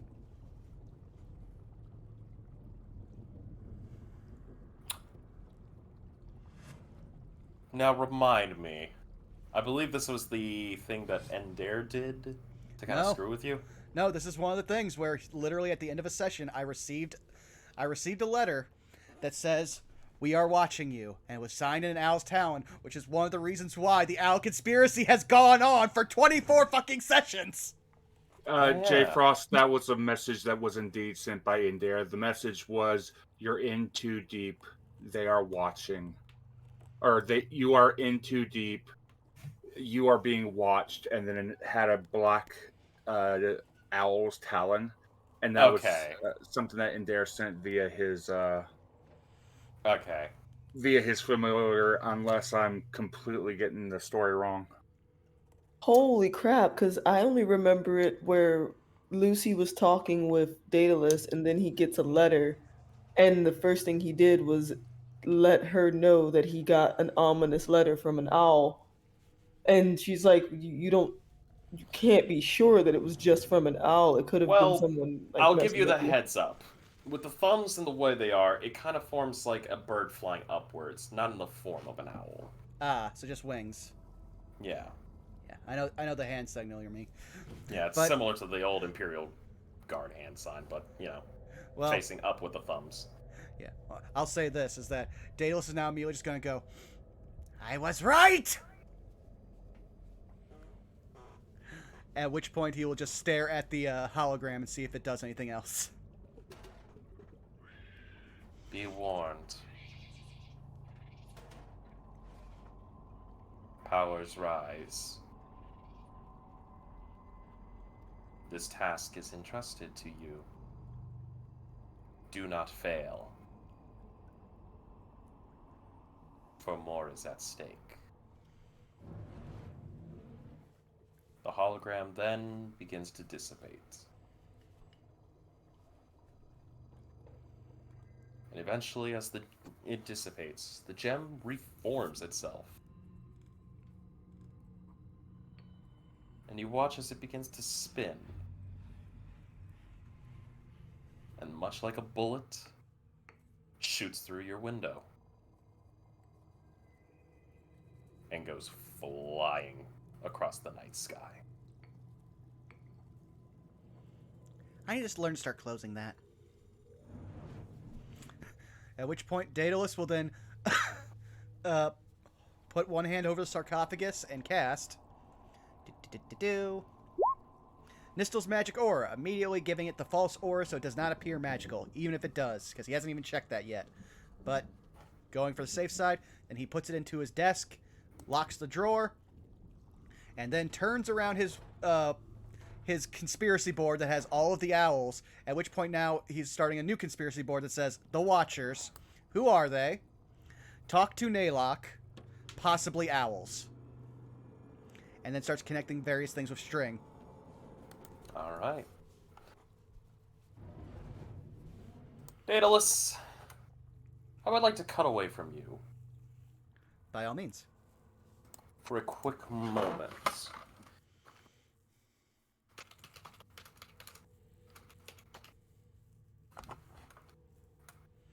Because we will actually be cutting to something else. Someone that's not part of the group. Someone that isn't even in this call. We will be cutting to a scene away from the campus.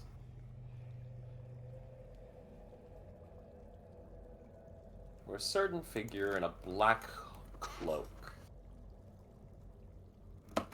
currently sitting in what appears to be a desert.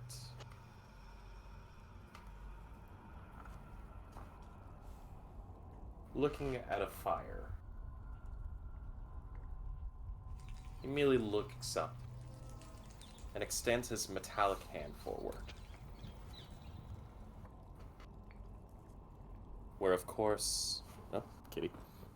Apologies. Cat. The gem lands. It takes on your form and goes.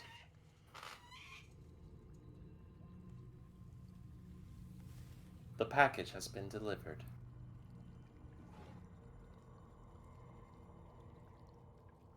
The figure then takes this gem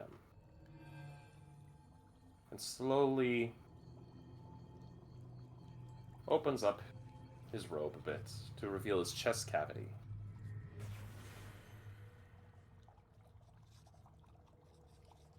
His chest opens up, and what appears to be a very unique kind of orb with pistons, hydraulic pumps, and everything else near it. Takes the gem.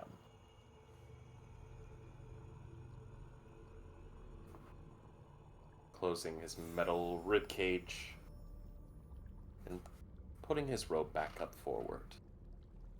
He looks up to the night sky and goes,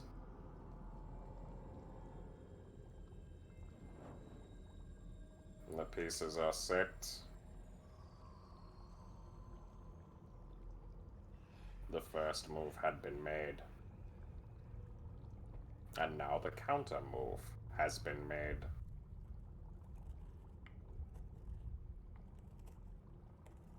Let us see what pieces you work with."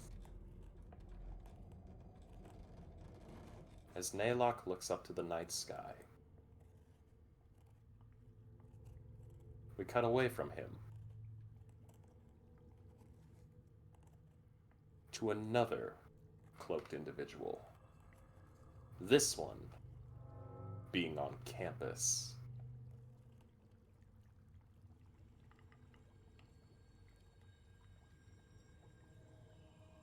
Having traced the flight of this gem.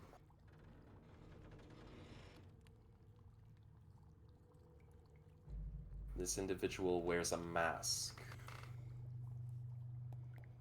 of black,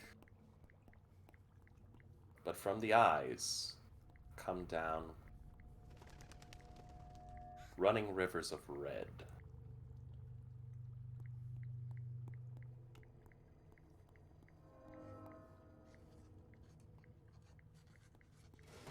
They walk away into the darkness of an alley.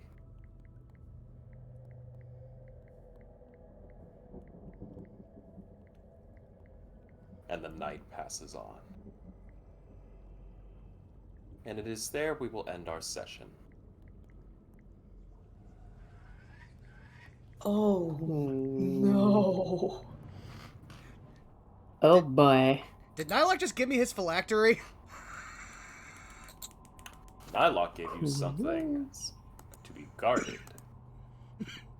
Yeah, I know. It's just it occurred to me that this is an expensive looking thing that's size enough to fit in my hand, and told me to guard it with my life and not let anyone know where it is. That sounds pretty phylactery-y. Who knows? We'll have to find out. But yes, that Sounds was my like something session. I want to deal with. Yeah. Also, now gets to be the fun part where Daedalus has now been implicitly told that he has to keep a secret. Yes. And you need to keep it safe. Yes. Secret. And only trust no one but the Watchers. Who now Daedalus believes are owls. You never know. Because Daedalus probably won't assume that the orb and the dream are related at all. I mean, there's a lot to focus on. Also, if I'm being honest, Daedalus is probably the only thing about the dream he is focused on is the fact that there was a wolf in it because his sister, and there was a rock in it, and he's like, oh, I could definitely use that stuff into a arcane matrix. So yes, those are what he remembers about the dream. Congratulations, everybody. I have theories now, J. Frost. Oh, don't worry. I can't wait to see. All you know is it's a jade sarcophagus. Something's in there. I don't know shit because Daedalus hasn't said anything yet. J. Frost, why are you congratulating us? Because now, the most dangerous game of Keep Away is going to be played. Damn Thank it, you, Wiley. Tim Allen. Anyways, I believe it's time we end this night with a good old outro. So how about we go and start down the line? We'll go with, who wants to go first, and we'll just pass it around.